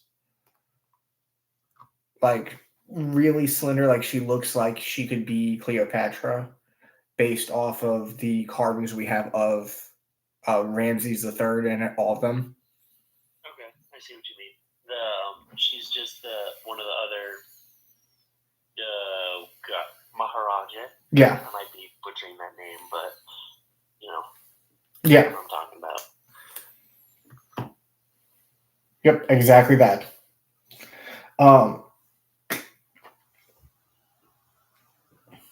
But yeah, I mean, there was a lot that could have done better on, I feel. That movie was a rough watch. I didn't like Namor as a villain for Wakanda. Like, it felt like an odd choice. So I'm going to counter that. We have been hinting at Namor being a villain specifically for Wakanda since as far back as Avengers. It was either Age of Ultron or the first one. You're gonna have to explain this one, Chief, because this feels like this is like a thread long stretch. So in Age of Ultron or in the first Avengers, they're in one of the it might even be the fighter jet when they're flying. They mentioned the ocean rising, yep. But I'm talking specifically about on one of the monitors. You're thinking of the earthquake, Carlos. I'm going to get to that as well. And on one of the monitors in one of the Avengers, it's right where Namor would be next to Wakanda. Okay. And it's just a ping in the ocean. Okay. And it's just growing larger and larger. And then, like Carlos said, in Endgame, when Natasha is... So that's what I'm getting at. In Endgame, there is a conversation with Natasha and her crew, the survivors of the blip. Yeah. And she mentions that there's an earthquake off the coast of Africa. Who wants to go check that out? And then I think her name's Aoki. I can never pronounce her name. But you guys know the one I'm talking about. The Maharaj that is the leader. Yeah. She stops Nad right in her place and goes, Natasha, it's an earthquake in the middle of the ocean. We deal with it by not dealing with it. We don't go near it. That was Endgame. And then 2 movies later, 2 or 3 movies later, we got Wakanda Forever. Wakanda Forever. So it was Iron Man 2. Okay. Yeah, we got Wakanda Forever, which led to it being Namor, and we it was leading up towards that. Right. I guess. So I don't know if it's like I don't know. I've always known Namor as like an anti-hero. I got your wife raped. Haha, screw you. I got your wife. So, are you a fan of Rick and Morty? Yes, I know about Mr. Nesmith. The worst part is that in Marvel Rivals, that character that version of Namor looks exactly like that character. That's what I was gonna bring up. And someone pointed that out, and I just started laughing. And my coworker's like, "What?" I showed him, and he started laughing with me because it's unfortunate. But I mean, that's the whole joke, is that they should have to do on April Fools, to do like some kind of goofy emote where he does that same weird dance that he does. No, what I really think needed to happen was they needed to have saved Namor for the Fantastic Four. Exactly. That would have been a perfectly fine first choice for them. Now, for... But he's still doing the same thing where he's like, "Ooh, you're like the first woman, or land dweller that I've seen that's a woman. I like you a lot. Join me, be my queen." Yeah, and he did do that. So his character is still there. But the issue that we have with Marvel right now it's not even that they're adding all this stuff or anything like that. My main issue is the same issue everyone's having. They're adding too much too fast, to the point where you can't keep up. What if it's technically in canon?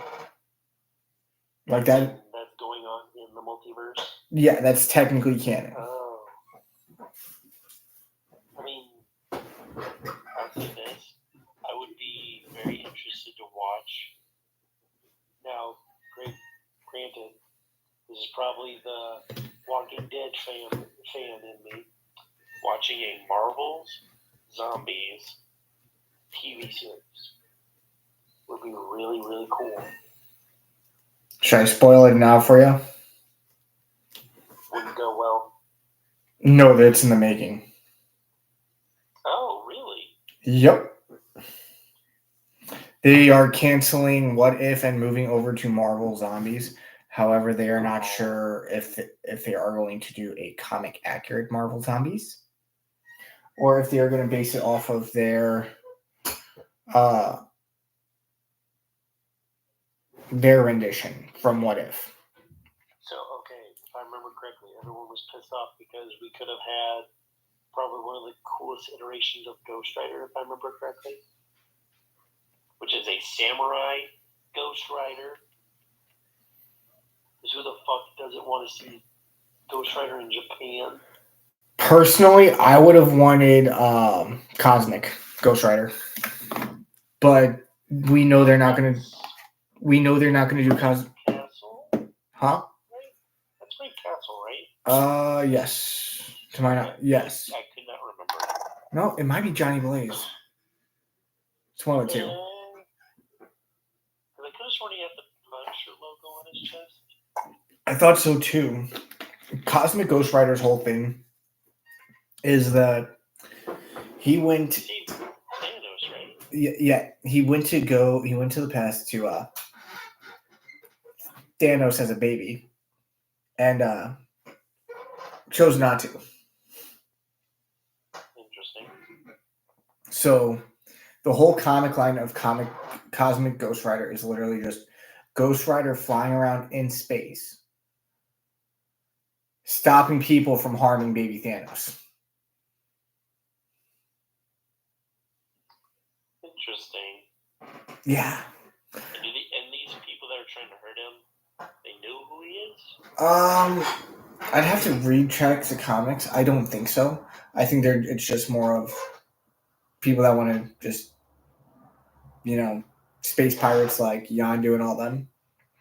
Oh, they just want to do it. Prove they're tough or whatever. Yeah, and the only thing they can do is off a baby. I don't know, kill a village. So No, that's not any better. But here's the thing. What does that prove? Here's my take, and it's gonna be a hot take. I know nobody's gonna have the same take as me on this. Thanos had the right idea, but had the wrong aspect. Instead of, because everyone says double the resources. Well, we already waste half of our resources. Geez, Matt, thank you for joining us. Let me show you the commission we worked on real quick.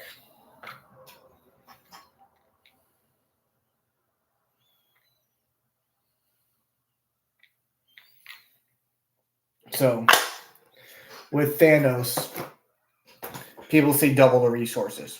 Well, no, because we already waste half of our resources as it is. So then you're just doubling what we waste. That's not going to help. The blip needed to happen regardless. However, people do have a point that once the blip is either reversed or after so many years, that's going to come right back.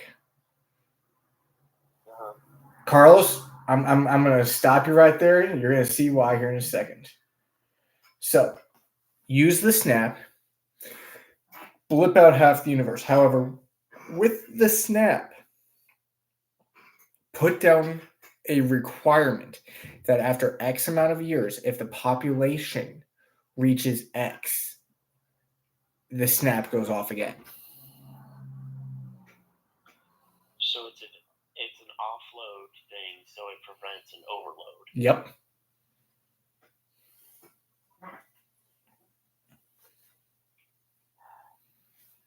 And like Carlos said, that would also help. Say, if all the people in the Marvel Zombies universe, literally everything is dead, like true dead, not living dead. Which I could get behind that. The one downside is with, let's take the MCU for an example. Nobody knew Thanos' actual goal.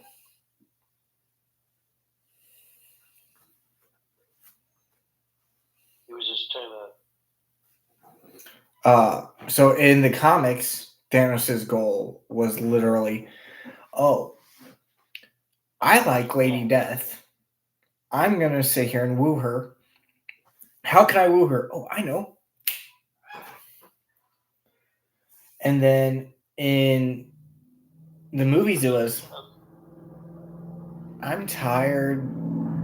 My planet died because we ran out of resources, so buy half the universe. Happy birthday, Matt. Hope you have a great day. Happy birthday. I'm not gonna lie, like, it felt Rushed.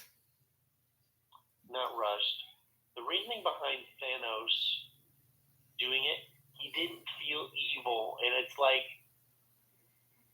he's doing the right thing. He's doing the wrong thing for the right reason. And I'm like, yeah, that's a villain, but that's not what the Mad Titan. He's not the Mad Titan in this version. He's just Thanos.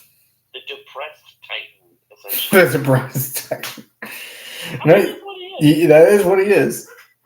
No, I mean, I do like Carlos's point. He was never supposed to win. That's why they were able to stop him in 2025 with the 2015 version, or stop the 2015 version in 2025 because he was never supposed to win. Right. But that's why he wasn't supposed to win.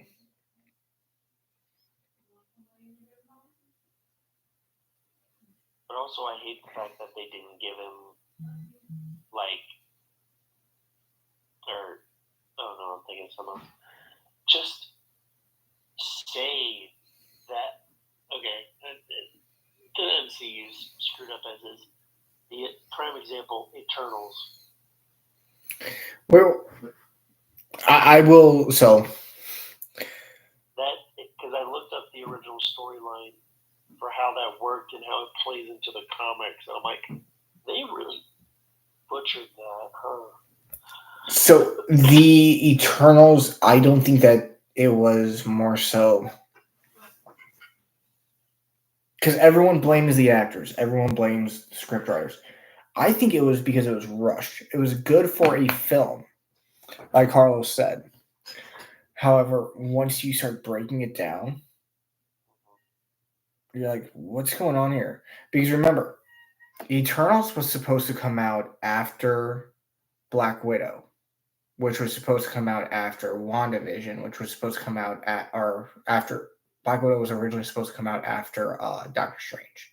But they pushed. This all came out of sequence. It all came out of sequence. They're starting to get back in sequence because I literally just watched a trailer for Brave New World.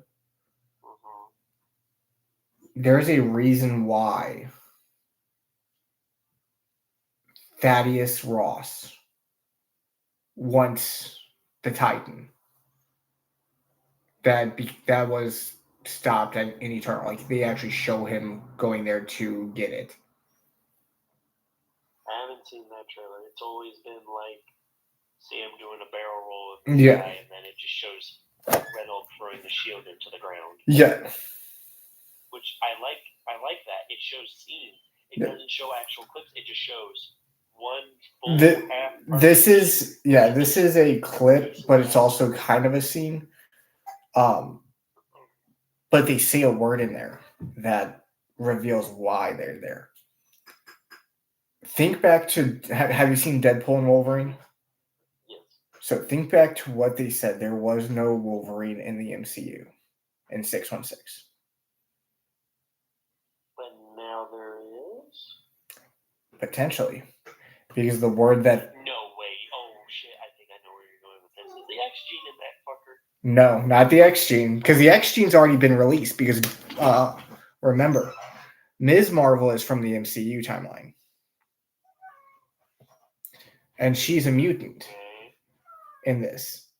And wait. Ms. She was just I'm so confused. Kamala Khan originally was a mutant that they moved to an immortal or inhuman in the comics. They reversed it in the MCU.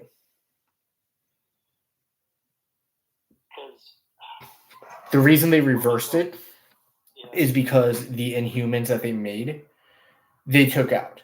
The only Inhuman that is canon is Black Bolt.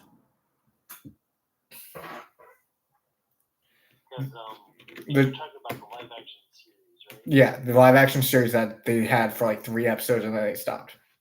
But it was a decent-ish show. It wasn't horrible, but I think if they just spent more time with it, they could have made it better. But here is what they did. And this is... Black Knight was supposed to come out too. Yeah, Black Knight was supposed to come out with Blade. Okay. there's a word that they used in this trailer. And the exact phrase is, and this is... If you're about to say adamantium, I swear to God. This is exactly what Thaddeus says. He goes, you see that creature out there? That is the rarest material known to man that is stronger than vibranium, adamantium. And then it fades to the Titan's hand.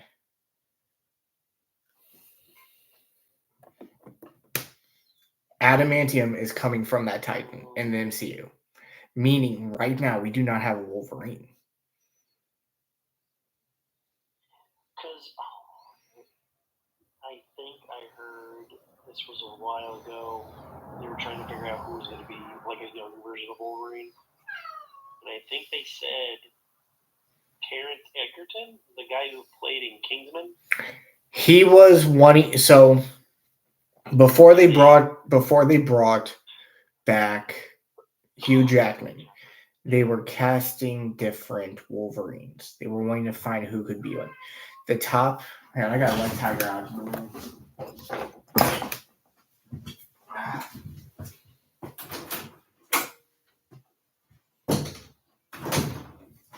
The top 3 choices that they've made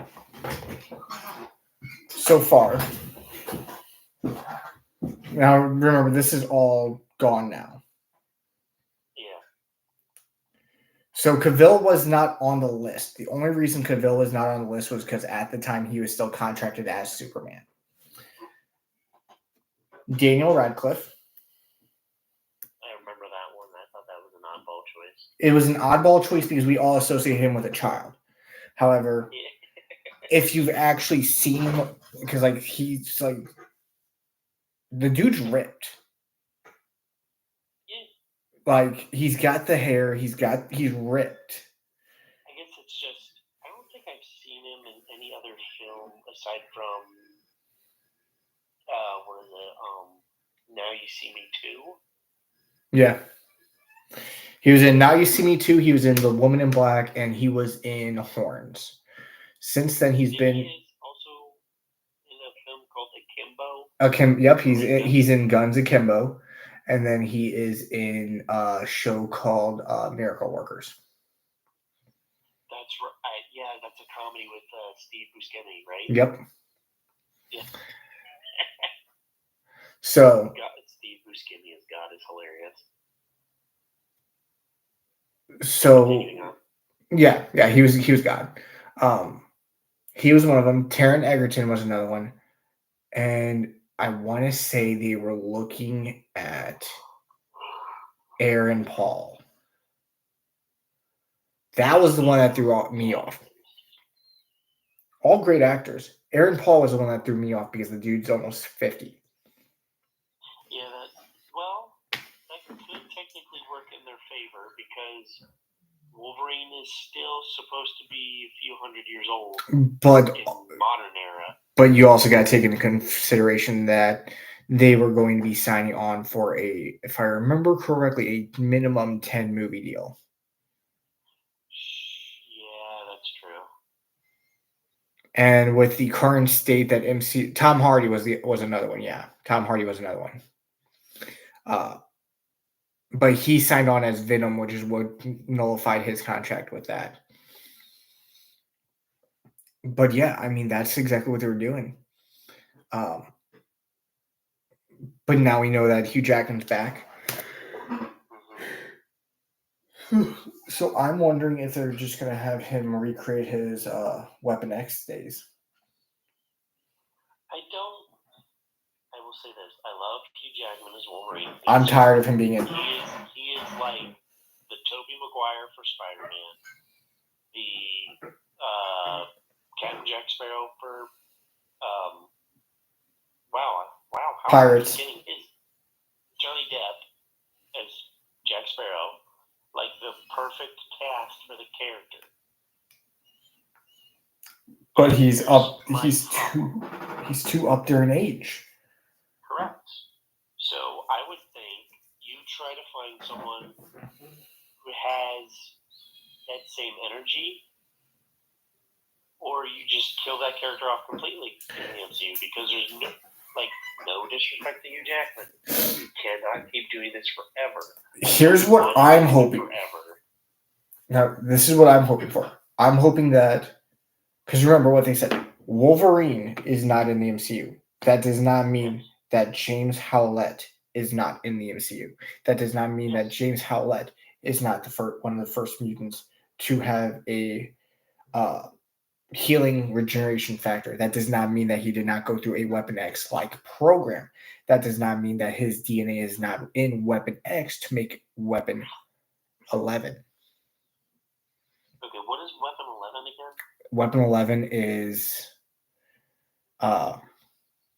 or is it X-23? 23, X-23. Yeah, I was going to say X-23 is his clone. Yep. Laura. Stabby foot. Laura. Yep. I still want to see like the skeleton structure on that. Stabby foot. No, Laura's just got the 2. Oh, really? Yeah, Laura's just got the 2. I know the one you're talking about. You're talking about Honey Badger. Honey Badger? That's what they call her. So I was thinking of the X-Men Evolution version where she has like a. That's Laura. Yeah. So that's Laura. So it's the same thing. It's just in the comics she doesn't have the foot. It's just I'm wanting to know what part of her foot that's coming out of because I can't wrap my head around it. It's the top of the foot. Out of her boot. It's the top. It's the top of the foot. Like, see, this is my foot. Mm-hmm. It's coming out like right here. Oh, ew, I hate that. But what I want to see, because we know they're going for a Young Avengers. Once again, how they're going to do Young Avengers when they've taken too long to make it. And okay, here's what I really want for Young Avengers. I want it to be like the animated series. Yeah. Where it's the kids of the Avengers. And because I really like that movie a lot. I don't know why. So the idea of having Steve and Black Widow hooking up, and then you have Thor's daughter, Black Panther and Storm's son, and then Hank Pym and the Wasp's son. Yeah. Having all their powers and skills. I'm like, that's awesome. No, I'm right there with you. However, we know that's not what's going to happen because we have Isaiah Bradley's grandson. They're going to use as the super soldier. We have Kate Bishop as Hawkeye's replacement. Okay. We have Riri Williams as Iron Man's replacement. Cassie Lang as Scott's replacement. I think we just need Amadeus Cho for Hulk. We already got Scar. Yeah. Be explained. Because I saw supposedly we might be getting a World War Hulk, and if that explains Scar's backstory better, I would really hope it. But here's the thing. I'm gonna say this: I don't like his head shaved. I hate it. Here's the thing. How is Scar 20 years old? He is canonically 20 in the MCU. It makes no sense. It hasn't been 20. Well, hang on. Okay. Hold on. Let's do the math. How long has Hulk been in that? In the what you call it? That's what I'm trying to do the math on. So 2015 to 2016. That's about a year. Or 2014 to 2015, or 2014 to 2016, because that's when Ragnarok came out, was 2016. So you got about 2 years max. Then you have the 2-year jump between Ragnarok and Endgame or Infinity War. Then you got another 5 years. At max, he should be 8. But here's the thing, though. If I remember right, not a lot of time had passed in the. So we're not even counting when Hulk is currently just gone. Like, it's not even that long that he's gone for them. but he spent years as the Hulk on Sakaar. Well, I mean, he spent 2 years as the Hulk, even in our time. So, I mean, I'll have to double check it because I kind of remember what you're talking about. But because time works differently on Sakaar because it's surrounded by wormholes, if I'm remembering right. It is. And like everyone's being dropped in. Also, missed opportunity. You could have had Beta Ray Bill. I was so excited to see They did. They had him. Like you had his statue. That was it. Yeah, that's what I was getting at. They had him. Yeah. Don't tease me. Because like Beta Ray Bill is like one of the few like random MCU characters that I think is really cool. So Beta Ray Bill was actually unable to be used. Let me guess, licensing. Marvel does not own him. How do they not own him? Because his rights were sold to Universal, just like Hulk's. Marvel doesn't even own Hulk.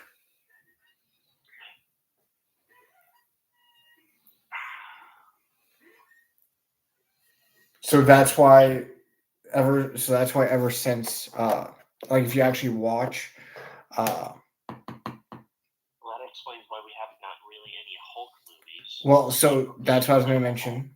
If you watch The Incredible Hulk, it's not even listed at, like, if you're actually watching it, it's not a Marvel movie. It's a Universal movie. Right. It's just like the Tobey Maguire series. It's not a Marvel movie. It's a Sony. Yeah. It's the same. I'm going to say, like, it looked, but they kept Abomination, though. Yeah. Same exact actor. You couldn't have. Do I want to make you even more mad? What? Guess who's coming in Brave New World? Who? Somebody that was revealed in Incredible Hulk. That we. I swear to fuck, if the leader's in this movie, I swear to God. He's in it. How is he in it? Blake T. Nelson is actually playing him again. Like, I have no problem with that. Okay, I'll say this. I liked the idea of the She-Hulk series, and I watched it, and I'm like, what is this? The only funny thing is the walk of shame with Daredevil. Yeah. That's the only funny part. I couldn't get into She-Hulk. I think She-Hulk was where... I think She-Hulk is where I actually drew the line, and I stopped watching all Marvel movies until Deadpool and Wolverine. I'll say this: the only really good animated live action one they did was Moon Knight. That was really good. Moon Knight was good. Like, I don't know how they fumbled at. They threw out absolute, like, I think probably their best yet live action series about a hero. What did? Moon Knight, and then they fucking fumble with She-Hulk. I'm like, how do you fumble that hard? I know she's a lawyer. I know that's mainly her thing. But it's my whole thing with her, She-Hulk in general, was how they changed it. And the reason, what I mean by that is, in the comics, she gets her blood transfusion because she has cancer.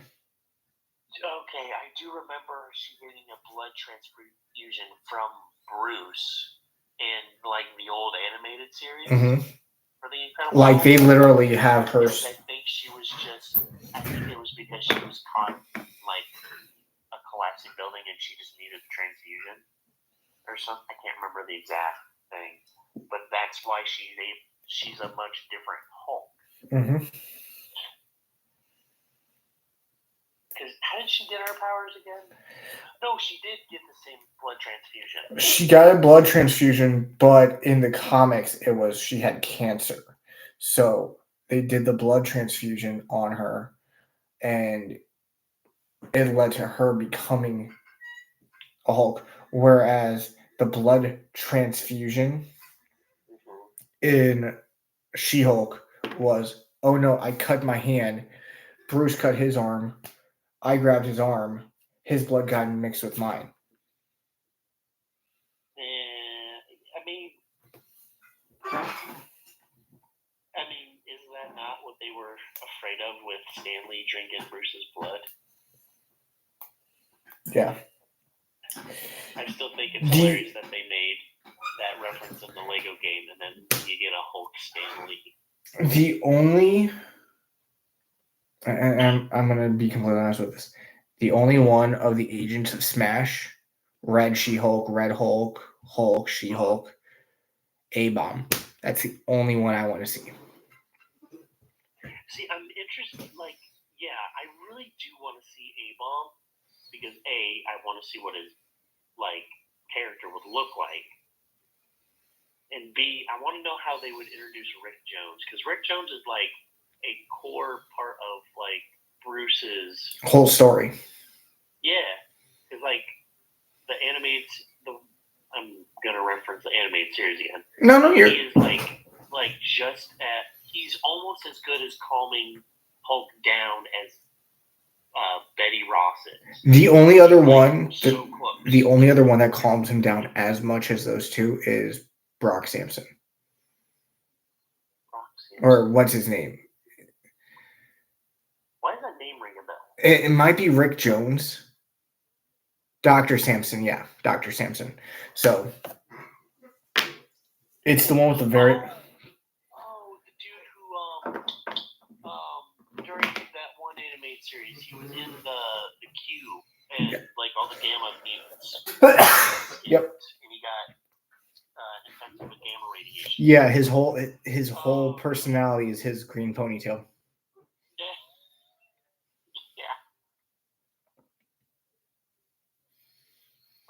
Oh, my skin didn't turn green. My hair did. Big now. He didn't even grow. It was just his hair. Literally? Just his hair. Oh my god, that's so stupid. But he's the only other one that could calm Bruce down, as well as Betty and A-Bomb. I will say this, I really do want to see Joe fix it. I want to see it. Who do you want to see? Grey Hulk. Joe fix it. Yeah, I want to see that too. That would be a good one. But like the way the MCU is right now, that would be so hard for them to probably. They would literally have to do another prequel movie, and they've already said that they are not wanting to do any more prequels because of how poorly Black Widow performed. Yeah. But and I guess the way how I would see it is if somehow there's some kind of goofy time shenanigans that happens with Hulk. He temporarily loses his memory of who he is, but he's stuck in Hulk form. And he becomes just a bouncer at a nightclub for the mob. Yeah. That's how it starts. But then he becomes more ingrained in it and becomes, I don't know any mobster terms, we'll just call it, say, mafioso for simplicity. And becomes Joe Fix-It. Yep. Because whenever there's a problem at the club, Joe Fix-It. Yep. Let me ask you this. How did you feel about, who was it? It was Secret Invasion.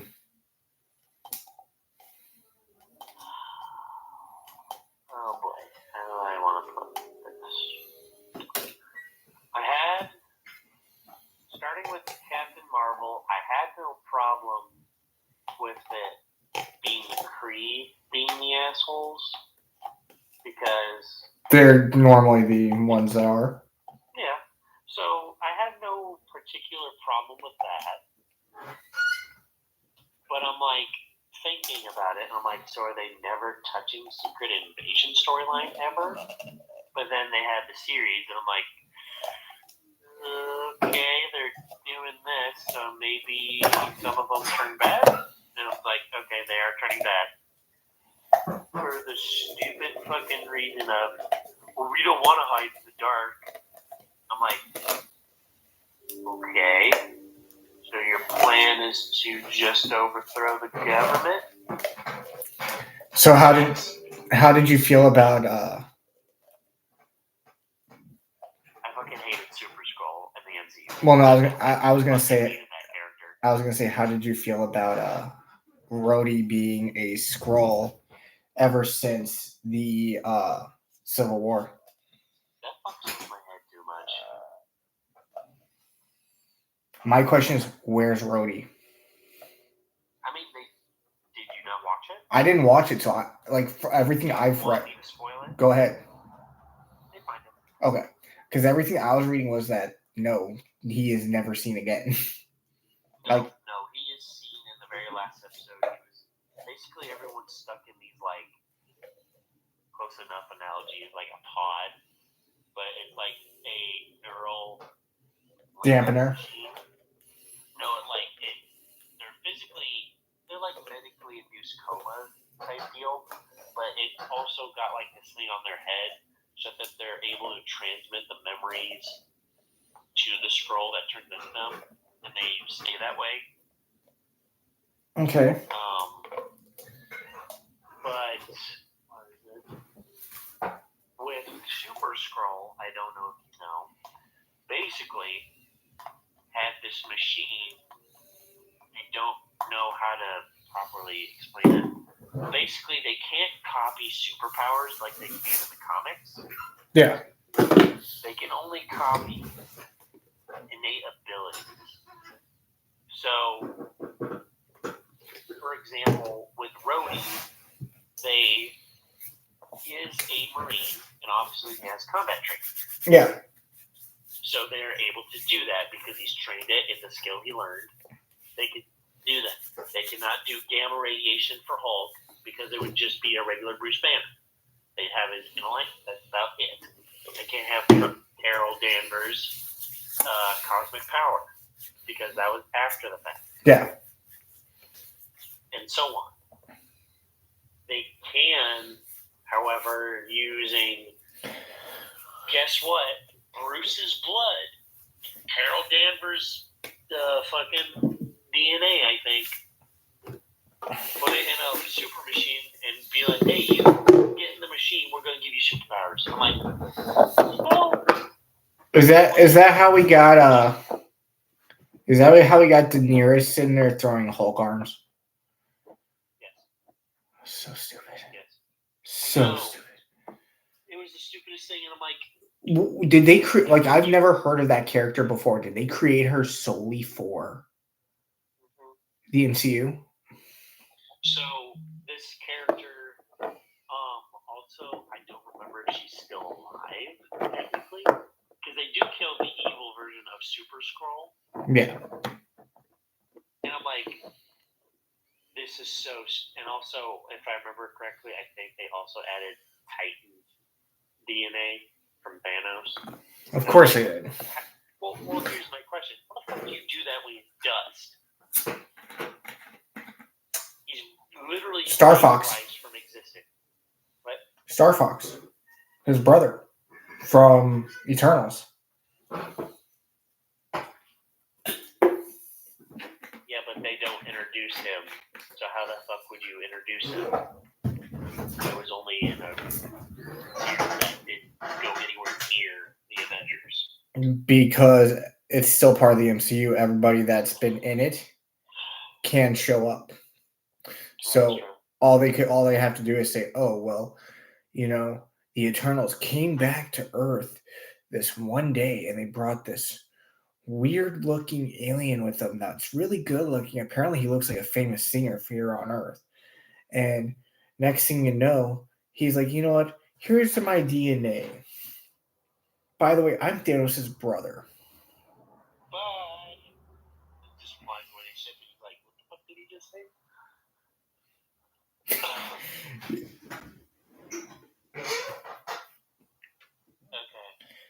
Okay. So yes. Some of that up. So yes, the Thanos that was dusted was a different Thanos. However, it was a because that version was a past version of Thanos, like it was It was 2015 Thanos that got dusted. 2015, yeah. Ergo, what and like, yeah, they couldn't do it because of the whole time travel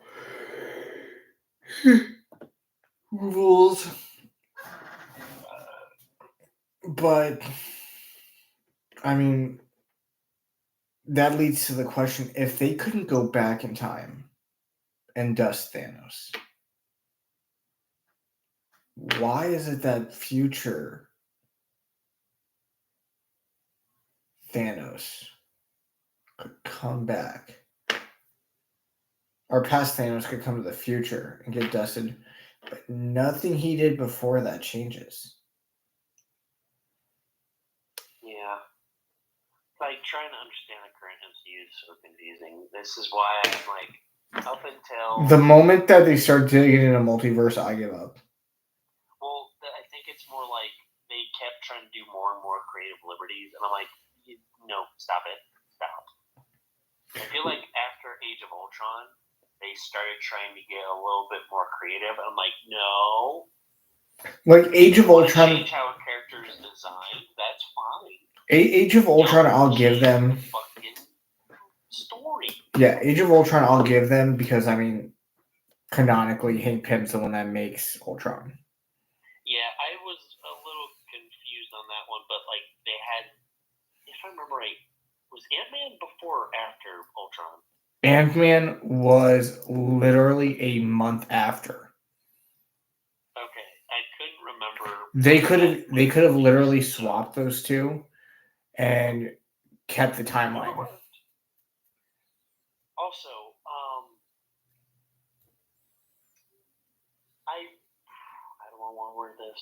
I would have preferred to have Hank Pym as Ant-Man for a few movies, but just have him like have that Reed Richards like gray in his hair, like he's been doing this for a while. But I could see that. First time. I could see that. Then after say movie 2 and 3, we introduce Scott, who steals a suit while Hank's trying to do something for research. He's like, "Where'd my suit go?" He watches the feed. They meet Scott.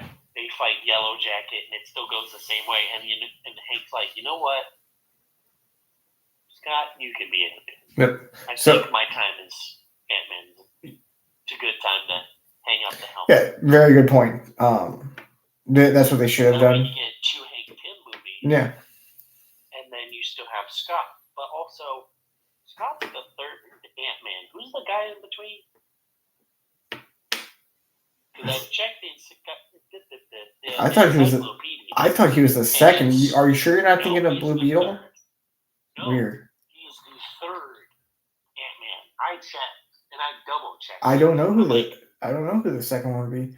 I'm gonna mention Carlos real quick. Because yeah, right here. Oh no, nope, I was wrong. Scott Lang is the second one. Cassie's the third. Cassie's the third. No, Eric O'Grady is the third Ant-Man. Who?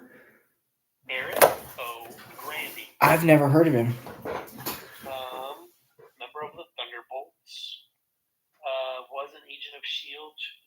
on monitor duty. Eric accidentally knocked out Hank Pym and wound up wearing a new Ant-Man suit that Pym was designing for S.H.I.E.L.D. So this one looks like an actual like ant antennae. It looks like he has kind of like the Iron Spider's legs. Oh, gotcha. Which I kind of like. This design actually looks really cool. Don't get me wrong, like the original Ant-Man helmet is goofy. It is very goofy looking. But that's the point. But this, yeah. This one looks kind of like Spider-Man minus the web design. Yeah. So it's just silver eyes, the red mask, and then it's like a more modern version of like a headphone attached to the ears down to the mouth. Okay. With the antenna poking out. I'm going to respond to Carlos real quick. So, Carlos, if you remember in Endgame, Hulk literally said that would not be an option whenever Rhodey said, "Why don't we just go to the past, find baby Thanos, and him?" He has specifically said that would not change the future. So it wouldn't do anything. Garrett Morrison's first live action Ant-Man. But no, it wouldn't change anything. And that's the thing that a lot of people don't realize is that if if us going back in the past and stopping Thanos in like 40 years beforehand wouldn't have worked. Why is it that if Thanos came from the past to us, why is it that nothing that he did changed back to like an alternate reality of what it would have been? So like 2015 Thanos comes to 2025. They dust him. That would mean that the Collector would be alive still. That should mean that everybody that passed away during Endgame and during Infinity War should still be alive. So Natasha and 2025 Gamora. And just everybody else that did die.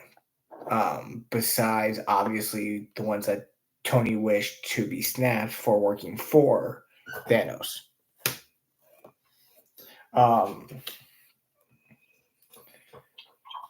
I'm a little fixed point in reality bull crap. Yeah, I'm a little worried about the DCU right now.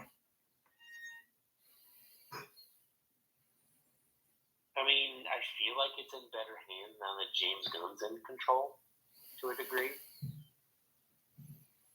I feel that gaze is not inspiring confidence. I'm scared. Have you seen the images of David's flying Superman? Yeah, I don't like it. It looks dumb. But also at the same time, I don't like him as Superman because he looks fine as Clark Kent, but when he puts on the suit, he looks like a dweeb. One eye's going this way. One eye is going this way. No, is it really? Yeah. Oh, no. That's not an exaggeration. That is the angle that the eyes are looking. Hopefully that's just the trailer and they fix that in post. Everyone is ripping on Gunn because of the fact that Rick Flag Sr. is animated just like how he animated himself as for the beginning of Creature Commandos. Like the model's the exact same, just without glasses. See, I'm in the same thought process. I think he will be a good Superman. I think the movie will be okay. I don't know about great. My main worry is they're doing exactly what ruined the DCU or the DCEU back when it launched. You had Man of Steel, which worked out fine. You have Superman, cool. But then you had Batman versus Superman, which brought in Batman. It brought in Wonder Woman. It brought in Doomsday. Deathstroke for no reason. Yeah, it brought in all these different characters that really made no sense. Had it been Batman, Superman, Lex Luthor, and Doomsday, would have been perfectly fine. You didn't need to add everybody else. But then if you notice every other movie after that is they're adding more and more and more and more and more and more and more and more. They kept stacking. If you look at the current cast, this is what we got. Superman. Yes. Mr. Terrific. Hawkgirl. Already going downhill. Continue. Guy Gardner. And you lost me. Crypto. Crypto I'm okay with. Lex Luthor. a kaiju. Just a random no-name kaiju. I've never seen this kaiju before in any DC comic, so I'm just calling him kaiju. A space laser that is shaped like a skull. So we're thinking Brainiac. Space laser shaped like a skull. Yeah, it's literally like a spaceship that's shaped like a skull. So we're thinking Brainiac. Yeah, that's obviously Brainiac. He always does the skull shit. That's his brain. So hang on. Superman, Terrific, Hawkgirl, Guy, Crypto, Luthor, Kaiju, Supergirl. Oh, Jesus Christ. And something strong enough to knock Superman from Metropolis to the Arctic and damage him, which only leads to one possibility. That's fucking Doomsday. I swear to fucking God. That's 10 characters. Jesus Christ. And here's James, what are you doing? Here's where it gets even funnier. It's not going to be Ultraman. If it is, then this is going to be really weird. Now, Filoni looks good as. Why is Ultraman, a character from a Japanese IP, coming into DC? So Ultraman is also a alternative universe of Superman. It is the yeah. Okay. It is the it's not the Injustice League. It's the Syndicate. Yeah. Crime Syndicate. The Crime Syndicate. Okay. With him, Owlman. Yeah. Carlos is refreshing my memory. I was thinking of the new Netflix series Ultraman. Not Ultraman with the big gold hue and his like purple jump or blue, whatever color. If we're going to introduce any alternative Supermans, give me Bizarro. We've never seen Bizarro on live action besides the crappy Smallville one. I was going to say, yeah, that's the only iteration I've seen. It wasn't great. It was literally, let's put a mirror on his face. Yeah, his face is a mirror. Shine a light on his ass, it'll be a disco. Oh, he was in Superman and Lois? Okay. I didn't see that. I haven't seen that one, so I wouldn't know. But that's the fact that we got 10 different heroes and villains. It's overloaded. My main problem. Here's how I would do this. We start just not even addressing Batman or Superman. We know their origin stories. We're not touching it. We'll say the Batman, for example, would be this Batman. Just for shits and grins. We start by redoing Green Lantern with John Stewart as Green Lantern. I would honestly. Because Guy Gardner is on Earth. Yeah. John Stewart got called into space. So. For the very first time. Because Hal's missing. Yeah. So what I'm going to say there is they already have plans of doing a John Stewart Green Lantern with the Green Lantern Corps. We actually already have a confirmed John Stewart, Kyle Rayner, and Hal Jordan. Please tell me Ryan Reynolds is not reprising his role. No, but he should have. The thing he was the perfect choice for Hal Jordan. No, the one playing Hal Jordan. Okay, yeah, actually that's fair. The one playing Hal Jordan is I don't even I know his face. He looks like Alec Baldwin, but I can never remember his name. He primarily plays a cop.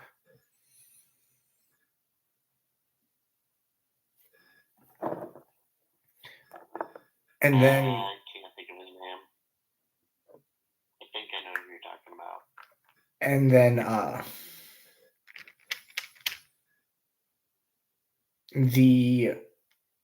Jon Stewart is the.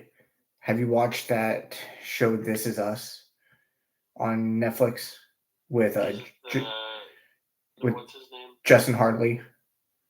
Yeah. So there's a. That is not an actor I would have thought of for that role. So it's not that. So that his brother is going to be Jon Stewart. Oh, okay. And then Kyle Rayner is. I don't even remember who they cast for him. If I remember right, is this part of that Green Lantern TV show thing? I don't like that. They shouldn't be rushing. It's like you said. They're trying to bum rush to catch up with the MCU. They need to stop. Here's my big issue. They reference. Go ahead.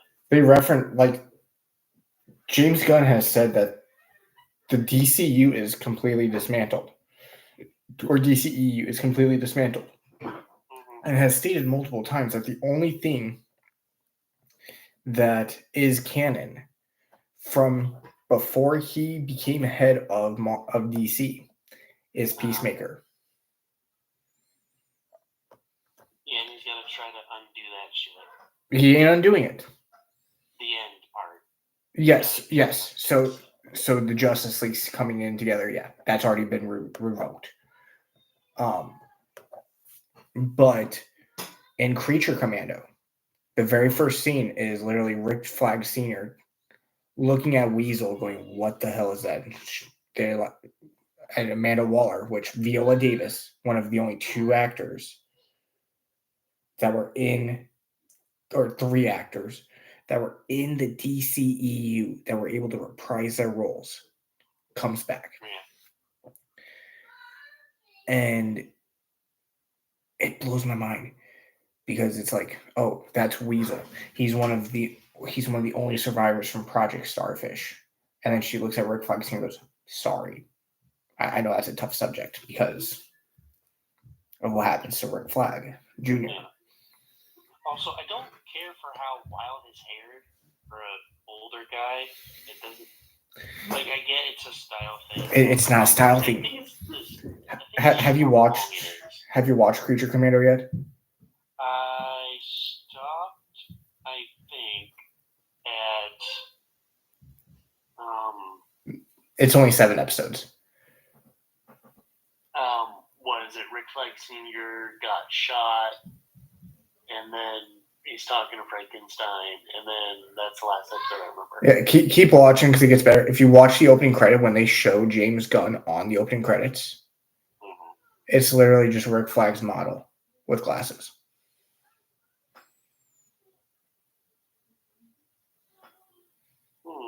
And think about it, I mean, that's literally all Rick Flag is just James Gunn without glasses. Yeah. But it's just there's only 3 actors that have been confirmed reprising their roles: Viola Davis, John Cena, and the third one is not reprising his role, but was given a different role: Jason Momoa. I want Lobo so bad. You're gonna get him, and you're gonna get him. I think he's confirmed. He's confirmed. He is confirmed. It's been. Everyone's very ecstatic. Yeah, he has been confirmed. People are not happy about it because of how it's going to be revealed. It's going to be in the Supergirl movie. And that's a problem because why? People don't like the fact of who they casted as the Supergirl. Oh God, who did they pick? Have you seen House of the Dragon? No. I forget her full name. It's like Missy Alcock or something like that. She plays young Rhaenyra on House of the Dragon. Pretty girl. Fits the role. What's the problem? The problem is, think about who's the fan base of Supergirl. Think about who Supergirl becomes. I guess I don't know it. Power Girl. I thought that was a clone. No, that's her. It's literally so like there's two ways that she becomes Power Girl. One, her clone, like you said, but then the other one is just Power Girl is just a future version of her. Okay, didn't know that. Yeah. So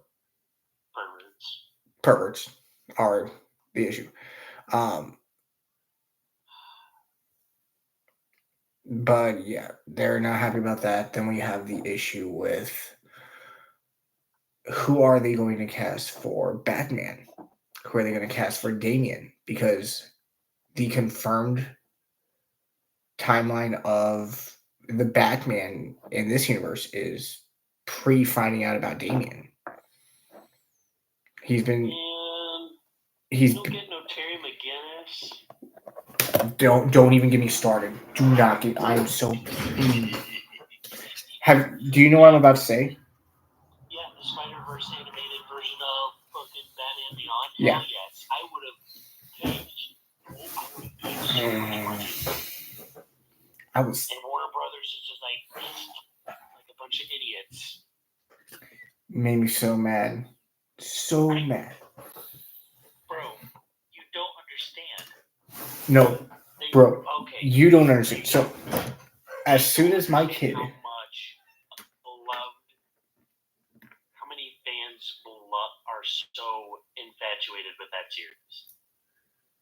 No, I'm right there with you. Here's the thing. As soon as my kids started becoming a fan of superheroes, the first show I introduced him to was Batman Beyond.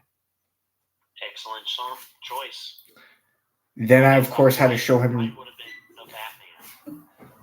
the Batman 2015 or okay, so 2012. Okay, so I thought you were talking about the 2000. Younger, the one where he fights Dracula. Oh, that's 2005. That was Warner Brothers. Yes. Or not Warner Brothers. Kids WB. Kids WB. That one. Return of the Joker is a great movie. I'm trying to find a Sub-Zero.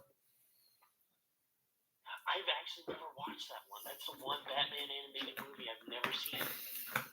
Because I think that's how they introduce him proper. But it is. Well, maybe not. It is and it isn't. So it was. If you watch the animated show, they don't really. They do give him a proper episode. I remember. They give him a proper 2-part episode. Yep. But they don't do it justice, and then they delve deeper into it with Sub-Zero. Yeah. Also, the Mask of Phantasm was really good. Mask of Phantasm was really good. One of my favorite DC animated movies, and I know I'm going to get some like weird looks about this, The Killing Joke. Like the recent one? Mm-hmm. Okay. It's an interesting point. It's one I would immediately think of. It's one of my favorite. It's one of my favorite storylines in the mythos because it's how we get Oracle. Mm-hmm. And because I never knew that when I played, I played the Batman Arkham series, and that's how I learned about Oracle. I'm like, what the fuck is Oracle? And then I get the character sheet, and and it explains. I'm like, wait, what happens to her? What? Under the Red Hood was good too. Under the Red Hood was a good one too.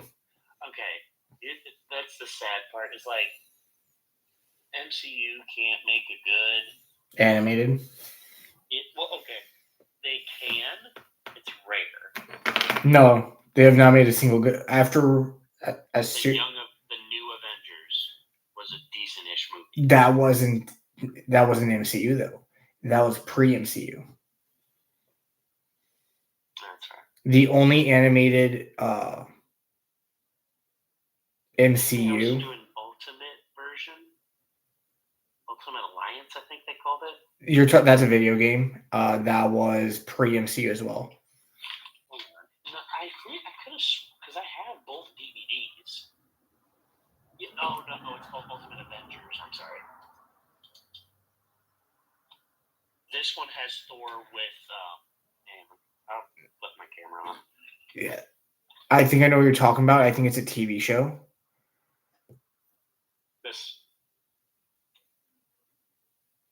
Okay, had, yeah, those are pre-Marvel, This had pre-MCU. this I think this was how I first found out about the Chitauri. The good version of Yeah. the one where it's like, oh yeah, that's how they actually got vibranium, and that's why Wakanda is a target Mhm. of the Chitauri, because a ship of theirs got downed. Yeah. And also, I like the idea like gamma radiation could also destroy the vibranium if it's concentrated enough, which is why Hulk could destroy their ships. Yeah. No, I mean, there's so much that MCU could do better with, starting with their animated movies and TV shows. But my big thing with the DC, I don't like how the DCU is doing it right now. So, like, the Batman movies, part 1 and part 2, that's coming out with Robert Pattinson. They're still making those, but that's elsewhere. Yeah, I have yet to watch it. I feel bad. It's that I haven't watched it yet. don't. If you take out the fact that it's a Batman movie, it's a good movie. If you put emo Batman, the Penguin was really good, but it's like that the Penguin's also part of Elseworld. So, like, right. Do you remember when? Yeah. So, do you remember whenever? What is the Elseworld story? So I'll explain. I'll explain. So Elseworld is, in this case, anything that's not a part of the DCU. Okay. So, remember when when DC tried launching their own app? No. Back in like 2016, they tried launching their own app. That's where Titans started. Okay. So they launched this app. They made some shows canonical with the MCU or with the DCEU at the time, such as Titans, and they made other shows not, such as Swamp Thing. Well, they were calling those ones Elseworlds. That's why we have the E. The E actually stood for Elseworld and not Expanded Universe. Elseworld is pretty much just WB or DC's version of multiverse. So let's go to the James Gunn era. You have Peacemaker. Yeah, Peacemaker and Superman. That's DCU. Everything else being made. Okay. Or no, Creature Commandos, Peacemaker, and Superman are all up here. Everything else that's being made, the Batman movies, the Penguin, Harley Quinn, Kite Man, hell yeah, all of those are Elseworld. Wait, did you say Kite Man, hell yeah, and that's the name of the show? That's the name of the show. Oh my fucking god. They gave Kite Man his own show. Why? Do you want to know how it starts? No, I'll surprise myself. Well, so it's a funny bit. I have to start off. So the whole thing. Does Kite Man go to the producers and be like, "Come on, give me a show"? Not in so many words, not in so many ways. Essentially, what ends up happening is, so Kite Man gets married to Golden Glider. I do remember him having a girlfriend/wife. Yep. Golden Glider. And yes, Carlos, Elseworld was in the comics already. However, that's the easiest way I can explain. It's DCU's version of a multiverse. So all the flying superheroes or flying supervillains are all out doing something else. Yeah. The Legion of Doom needs somebody to watch it. But it specifically needs to be a flyer. There's only one not doing anything. Kite Man. Reluctantly, they hire Kite Man. Yes, New Superman is main. The Batman 1 and 2 is Elseworld. They hire Kite-Man. Kite-Man is on the phone with Golden Glider, and then he's also on the phone with the security team, which the security team is just one man running all the computers in the Legion of Doom. Wow. And then this is where it gets even funnier. While on the phone with the security team, the security team goes, yeah, my kids don't even act like you half the time. You're just a disgrace. And he goes, wait, you got kids? He goes, yeah, my classroom. He's like, wait, you teach? He goes, yeah, I teach kindergarten. You didn't think that I didn't do that? He's like, I have pictures of them all over my office. And he goes, I thought that you were that's how you were a criminal.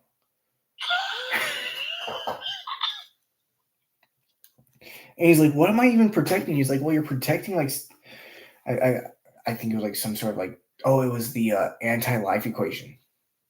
Oh, Lord. He's like, well, you're protecting the anti-life equation. So if Superman gets his hands on this, we're doomed. And then you just hear screaming because Kite-Man gets lifted up in the sky.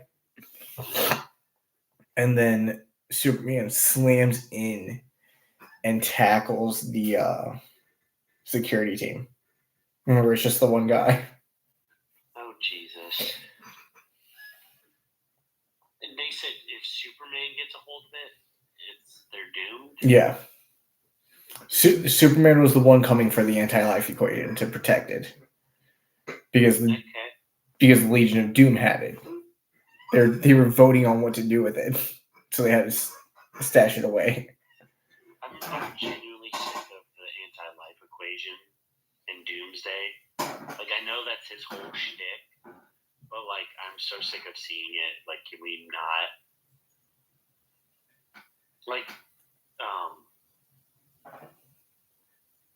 What is it?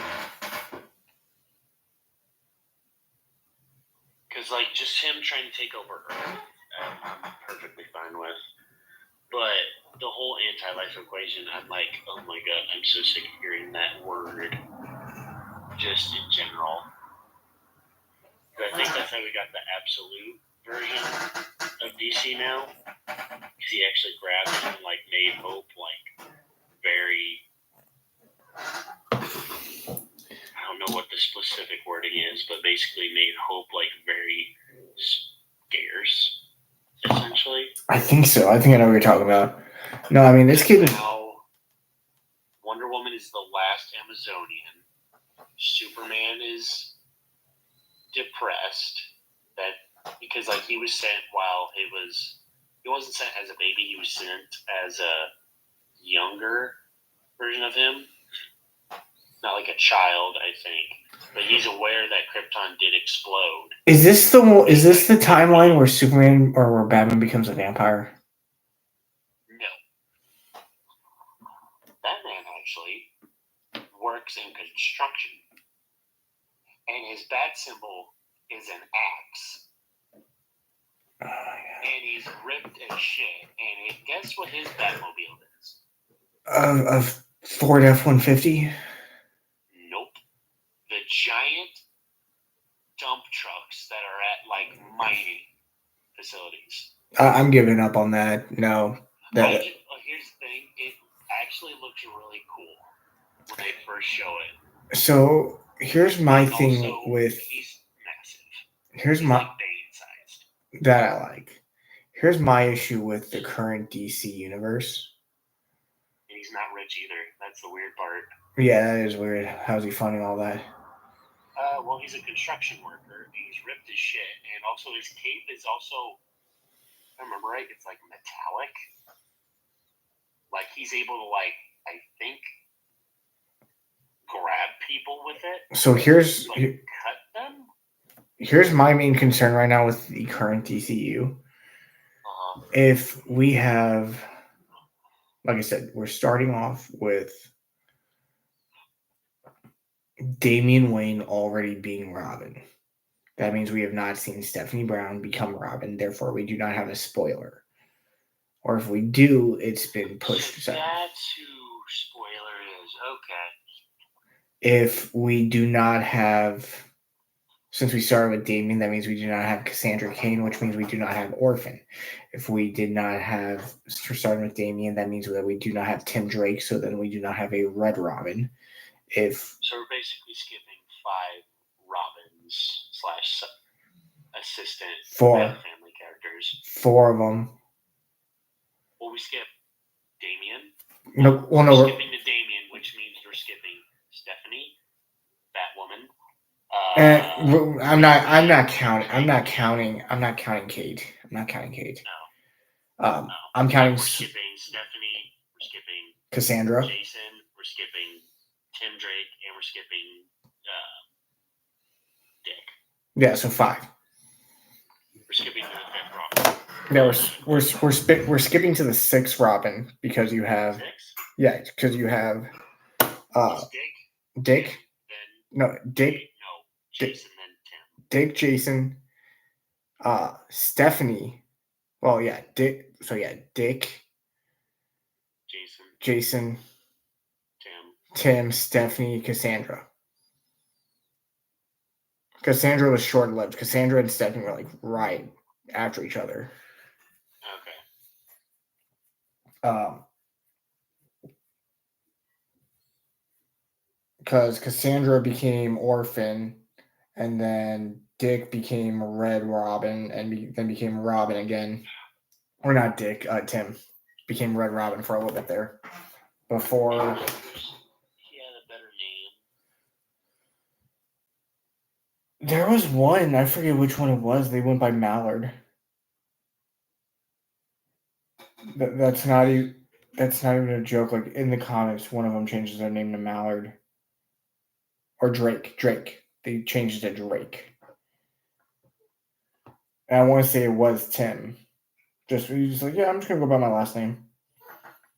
What's the worst that could happen? It's really stupid.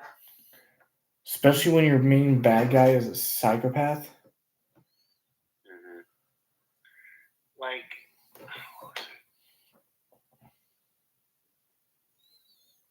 because you can't really use Hawk because that would get into the Hawk and Dove. Hawk Girl, Hawk Man. Well, not just that, Hawk and Dove. Yeah, Hawk and Dove as well. Condor just sounds really dumb. Well, I mean, so like I know you don't keep track of the comics. We have this is technically the entire Bat family. Batwing. Mm-hmm. Nightwing. Yes. Red Hood. Mm-hmm. Huntress. That's his daughter, right? His daughter / one of his villain's daughter, depending on the universe. Right. Spoiler. Yep. Orphan. Mm-hmm. Red Robin. Right. Damien as Robin. I got you so far. Signal. Okay, Signal is new. He's new. So. Also, Batwing. Is that Lucius Fox? Son? Luke Fox. Yep. Okay. Lucius's son. I was trying to remember that one. And Signal. He's the guy in yellow, right? Yeah. And who is he? He is Duke Thomas. He is a metahuman. Who? Really? Yeah. He's the only metahuman in the whole Bat family. What is his ability? So, if I remember correctly, he's able to see, like, it's hard to explain because he doesn't use his power in anything that I've read. Okay. But the reason he was brought in was because the Joker is the cause of his parents' death. So, basically a Dick Grayson style scenario. Depending on the universe. Because, well, depending on the universe, because you gotta remember, technically, there are 3 Jokers in every universe. One of them being Joe Chill, meaning that regardless, one Joker has made Batman. Yeah, okay, and I'm gonna just say this real quick. The 3 Joker thing is so goddamn confusing. Don't get me wrong. I've been a DC fan for life. Like my favorite superhero. Like I'll give you 5 guesses who my favorite superhero is. I'll give you a hint. No. So here's the hint. They started in the comics, but gained popularity through the CW. Tori, thank you for joining us.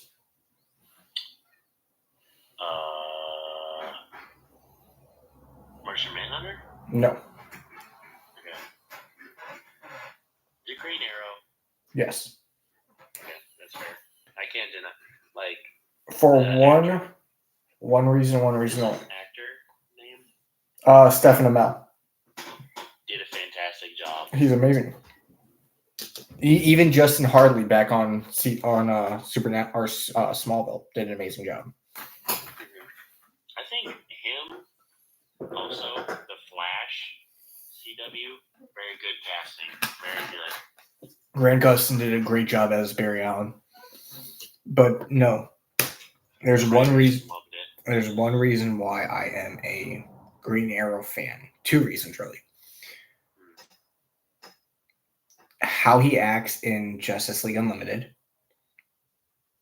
Yeah, I like that. And the biggest reason, the Darkest Night storyline. Have you ever read that one? Again, I've never read comics. Okay. So the Darkest Night where the Batman Who Laughs comes in? No, it's the Dark Knight Returns storyline from the animated movies. Oh, okay. Where Superman has gone rogue, but hasn't gone full injustice rogue. So he was brainwashed in some capacity. No, it was him doing it. He's still evil. It's just he hasn't gone full tyranny or evil. He's gone more martial law evil. Like in Injustice, Superman is more, you get in my way, you're done. You're not getting up. Dark Knight Rises, Superman is more, you get in my way, I'm tossing you in jail permanently. So why is that how does that play into your love for Green Arrow? So in this universe, Green Arrow is the only one that stood up to Superman. Superman made it illegal to be a metahuman and to be operating as a metahuman. Meaning Flash can't be a superhero.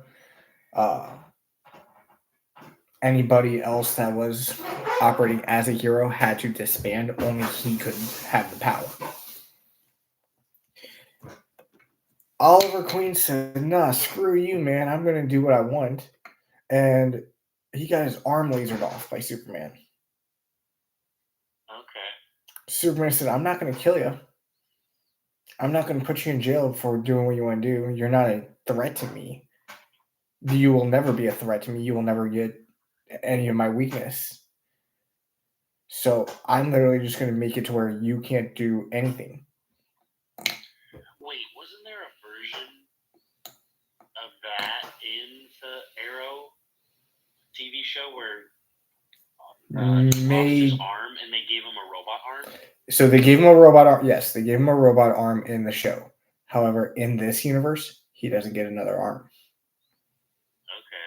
Okay. So it time jumps to about 50 years later. So yeah, this is the storyline where Stephanie Brown is Batman or Robin. This is where her whole story, Cassandra Cain is Robin. This is where her whole story comes into play. Okay. And essentially what ends up happening is Bruce comes to Oliver and goes, look, he needs to be taken down. I can't do it because he knows what I got. can't send the kid out there. What do you got planned? Oliver sits there and with one hand loads up an arrow, just notches it in, lets it fly, hits its bullseye. He's like, he took my arm. He didn't take away my ability to actually aim. He's like, so what's the plan then? He's like, take this, throw some kryptonite on it.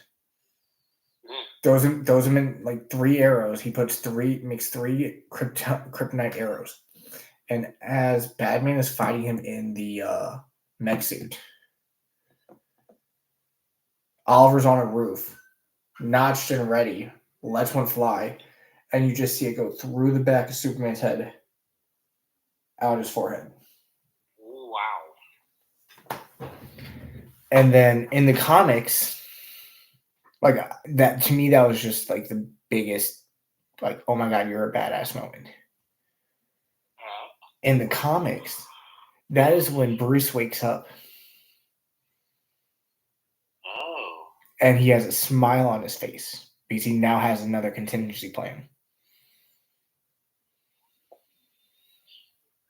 He has I understand why he has a contingency, but at the same time, he needs to have a different hobby. Because it's not a horrible thing to think about. So here's my thing. He has it for everyone, including himself. Here's my biggest thing. With Batman, everyone's like, oh, Batman can't be defeated. Batman can't be defeated. He's got a plan for everything. He can be defeated. He's got a plan for everything, yes. But here's the thing. He has to have time to fucking plan that shit. 9 times out of 10, everyone's whole thing is, with prep time, he could beat him. That's your crutch that you're going to lean on. Yeah. Is the fucking prep time. Whereas my favorite superhero, Green Lantern or Green Arrow, can be taken down with a arrow. No? Okay. Well, let me call up my buddy.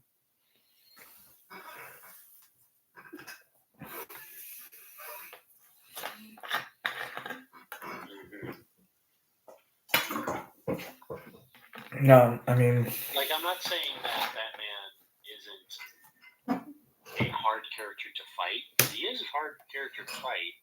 Because, first of all, one of the smartest characters in DC, one of the best combat specialists in DC. On top of that, with his, and I say combat ingenuity, as in he's good at fighting. He's fought in a lot of some of the best standard fighters in DC, like Deathstroke, for example. Yeah, one of the best fighters out there. He's been able to fight him toe to toe, or even beat him. I'll give you that. That's not easy.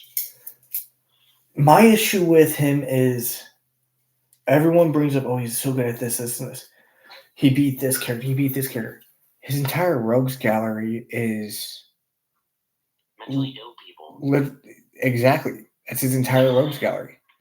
Oh, okay. Granted, Killer Croc and Poison Ivy are technically metahumans. Both of them are disabled when you really break it down. You're going to have to explain how Killer Croc is disabled. Killer Croc's disabled because he only looks that way because of a disease. Poison Ivy was poisoned into having her skin tainted and turned that color with her chemicals. Is she not also just telepathic with plants, or is that something? That's from the chemicals. Okay. Yeah, that's fully from the chemicals. That's the thing I'm not too sure on.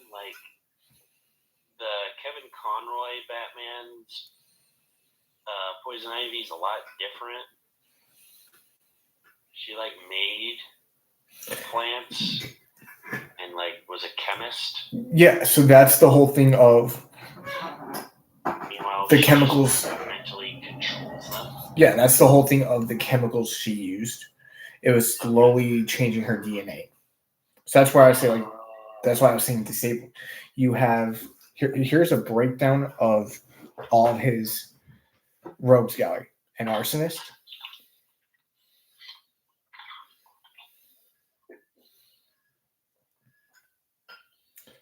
a man with a SPS, small penis syndrome. Which one is that one? Bane. Oh, I thought that was fucking Penguin. No, Penguin. It has narcissism. Okay, yeah, I see that one. You have full-blown schizophrenia. Two-Face. Well, Two-Face I was going to use for bipolar. Yeah. Who's schizophrenia? Schizophrenia can either be Mad Hatter or it can be Joker. I was thinking more Mania with Joker. Mania, I could see. Schizophrenia with Mad Hatter, 100%. Yeah. You have a person that was born with a disability that is the equivalent of your skin calcifying and your teeth sharpening. Ugh. The idea of your skin calcifying makes my skin crawl. You have a person with PTSD and a broken heart. Wade Wilson? No, I was going more Freeze, Victor. Oh, you said PTSD, and I'm like that's like in my mind. Like when I think of somebody with PTSD, that he's the first that comes to mind because like he's trying everything to keep his wife alive. Right. I think it was more. Is it? When I think PTSD, I'm thinking usually immediately Army. Yeah. Typically. That's just where my brain automatically defaults to. But I mean, even then, I mean, PTSD could fall on. Left him? Yeah. With the PTSD, even then, that could fall underneath Killer Moth. Type of trauma, yeah. Killer Moth, because all Killer Moth was an assassin with wings. Yeah, I was gonna say I think he was just a pyro. No, you're thinking of Firefly. Oh, right. That's why I said he's the arsonist. Firefly is the arsonist. Yeah, that's actually weird. They don't really talk about Killer Moth that much. No, he's only in a few episodes, and that's it. Like he's dead in the Arkham games. You have you straight up find his corpse. You have a drug You have two drug addicts. Which could be Bane as well. Technically, yes. And Scarecrow. Scarecrow is more on the fear mongering side. The drug addicts that I was talking about were specifically Man-Bat. Okay, that makes sense. And Clayface. Because in order to continue he needs that specific. You need that formula to like make his face all malleable, but too much cause his DNA to become erode and corrupted. And then you have. Didn't he become a good guy more recently? In the Harley Quinn show only. No, I think it was the comics actually. Maybe I haven't followed the comics in a little bit. Temporarily like a weird Robin. I'm like, this is different. No, you're thinking Harley Quinn became a good guy, but you have who was it? Or what's it called? Stockholm Syndrome with Harley. Yep. That one's an easy one. I'm trying to think of what else we have. What's another one of his? Riddler. You have what is that narcissism? Riddler's, I would say narcissism as well. And then Hugo Strange is definite narcissism. Oh.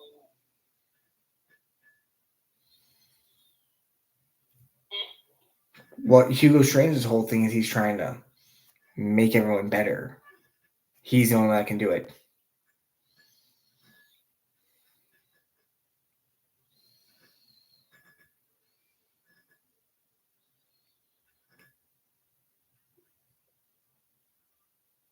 I don't know if you know you're muted, Omni.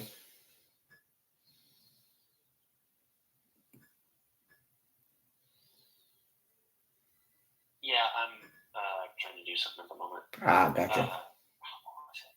There was a character I'm trying to think of. I can't think of his name. I don't know if he's an actual character or he was just made for the show. Basically, he was able to turn vehicles that were like really crappy into like high-tech performance vehicles. I mean, the Tinkerer kind of does An that. actual character? The Tinkerer kind of does that. That'd be ADHD. Like, he literally will touch. Oh God, what is his name? He was from the 2005 The Batman show, so I doubt it was for because he stole the Batmobile and then he wrecked it, and he had to make a new one, making the more bulkier version.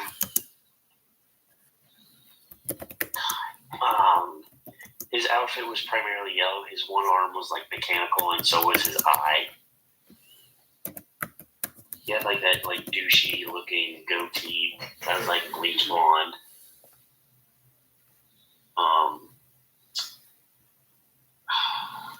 I mean, I'm getting here Jason Todd, which makes sense because Jason Todd did steal the Batmobile, but that's not. No, like he was fully changing the entire structure of a vehicle.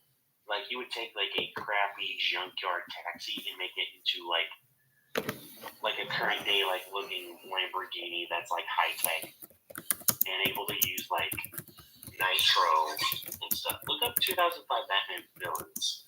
You'll probably find them. Like I said, he's like a yellow jumpsuit.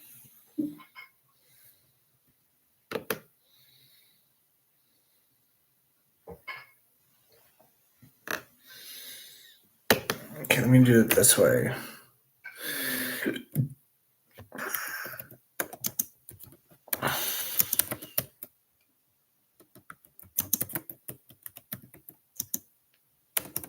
I mean, the only one that I know in a yellow jumpsuit was the Joker.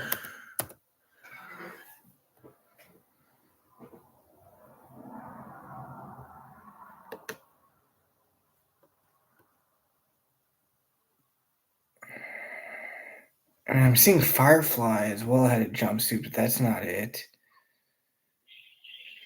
He has like a yellow suit, but it's like a black stripe down the middle. Yeah, that sounds like Firefly, but that's not Firefly's ability. No, because it was only one episode this guy was in, and then I don't think they ever showed him again.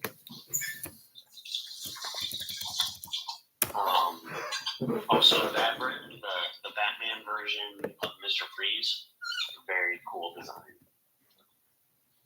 Let me back this up. Let's try 2003, because that's in because that might be it. Because it was 2003 for sure.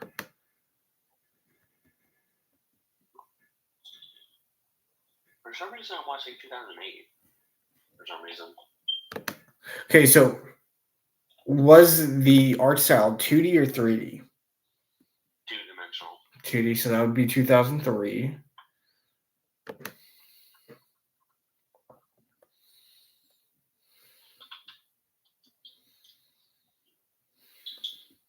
Because this is when he had the bat wave.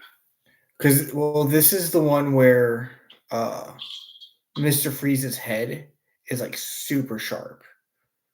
Yes, and he actually has ice powers, not like a gun. Yes. And he's a jewel thief, which is really weird.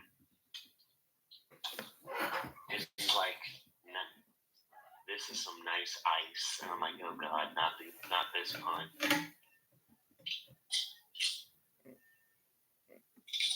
Because this one leaned real heavy into like, oh, we're going to give Batman all these different suits for toy designs. Yeah.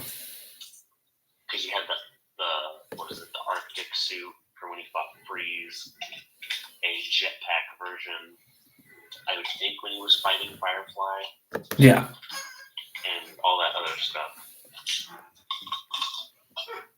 I know it in Clue Master. Okay, Clue Master was I had to look him up. I'm like, oh, he actually has a. It's like that moment in Lego Batman where the Joker's listing off all the rogues gallery, and at the end it's like probably worth a Google. As I'm on the wiki right now, just trying to find this out. And after this, I might be able to find them. After this, I gotta go to sleep. It's not everywhere, man. Gearhead. That's it. That's the guy. Well, of course Wilfredo played him. But then I think there was one other character they only used once. It was called Rumor, and I liked this one because he was capturing all the rogues gallery. Because I think that guy's boss got paralyzed because of Joker, and then he's like, my boss lost his ability to walk because I couldn't protect my boss. I know the one you're talking about. And he was basically going invisible, taking him down. And I'm like, this is actually a really decent villain story. Now, my big thing is, in order for Damian to have already been in the movies, we have to have already established Ra's al Ghul. Yeah, that's a whole thing. Here's the reason why it's a whole thing. He's one of those rogues that nobody knows about. But once you're in the fandom and you've heard of him, once you've heard about him, eventually you will be like, oh yeah, I know him. Well, that's like because he is actually one of possibly one of the true dangers of his rogues gallery. He's the only danger. When you really break it down, he's the only danger to Batman. True. Because the thing is that he doesn't underestimate him, and he addresses Batman as like an equal. Mm-hmm. Very few villains address heroes as equal.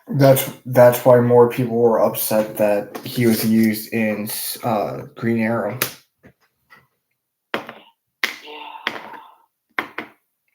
Yeah. I had so many problems with that. Which problem you want to start with? The fact that Talia didn't exist? Well, mainly because the whole Ra's al Ghul was an Arrow villain, and I'm like, I don't like that because I know that's incorrect. Well, it's not incorrect. It's not that far incorrect because Ra's al Ghul is like an every hero villain. It's one of those weird rogues that hop between villains or hop between heroes. He's not limited to just one. It's like a Savage. Or it's like a Vandal Savage level. I was about to say Savage. Why are we talking Star Wars and But no, I mean. But I get your meaning. Yeah, I mean it's mainly because I'm so used to. Again, I didn't read the comics, so I didn't know that. But everyone's used to. Yeah, everyone's used to him being a Batman. Mm-hmm. But I do gotta get off here. I gotta be up in 6.5 hours. Yeah, I've gotta be at work at like 7 tomorrow as well. I gotta be in at 7 as well, 7:30. But I take 270, so all you Illinoisans coming over, make it to where I can't get to work on time. That's always fun. I mean, if the Illinoisans would just stay over in Illinois. I'm not gonna lie, like, I've always wondered how to properly say I'm just a guy from Illinois, or I'm an Illinoisan. It sounds like a goofus. Well, I just call them Illinoisans. I mean, it's weird that every single wreck I see on 270 is caused by somebody with an Illinois license plate. I kid you not, like people over here don't know how to drive. Oh, they don't know how to drive over here. So, on Friday. Someone caused a wreck in front of me. That's the thing. Yeah, Two cars in front of me. They missed their turn into their driveway, which is on close to the edge of town.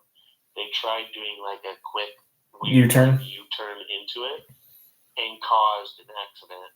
And I almost busted the front end of my car trying to avoid hitting the person in front of me and almost getting hit by oncoming traffic. So I'm on 55. Heading south, going home Friday. Just picked up Low Man. Yep. And we're driving. We just passed my parents' house, their neighborhood. And I hear in the back, uh-oh. And we just moved him to a booster seat. Right. So he's learning how to unbuckle and buckle himself in. Right. I asked him, did you just unbuckle? He goes, yeah. And I looked through the mirror and he's sitting there trying his best to buckle it back in, but he's not able to get it all the way in. So I pull over, I buckle him back in. I pull out.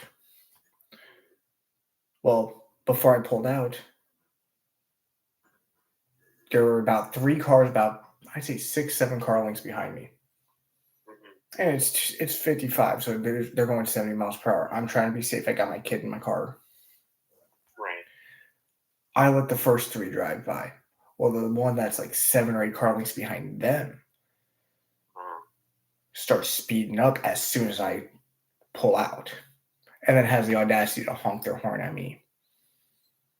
I had to give them the middle finger. Oh, I gave them the finger. I told them to go F themselves. And I turned back of the car. Go F yourself. I'm like, no. You cannot say that. You cannot say that. That's something Daddy can say.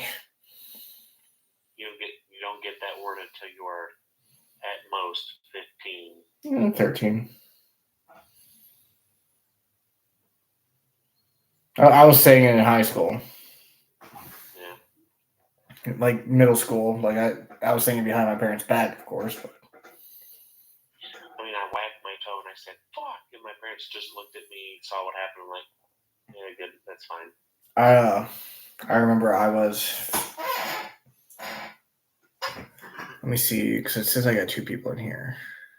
It's just. This is you and me. I think it is just you and me now. So back when my mom was alive, I was probably about 13. Mm-hmm. And my mom, she was telling me to go do something. And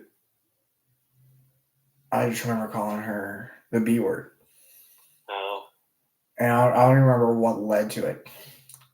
But the next thing I know is my ass was red. I never called her that again. I think the first time I technically swear was using the word bitch. And it was because I was playing I think it was X-Men actually on the Game Boy Advance. I was dealing with X-23. Yep. And she wouldn't get the hell off me. So I'm like, take the hell off me, you stupid bitch. And I got my Game Boy taken away for a week. I was, the first time I ever cussed in front of my parents, it's probably about 13, probably a few weeks before I called my mom the B word. And my brother made a comment to me, and I didn't take the comment too lightly, and me and him got into a fist fight to the point where I'm cussing him out, and next thing I know, I'm getting pulled off him by my dad, and then grounded.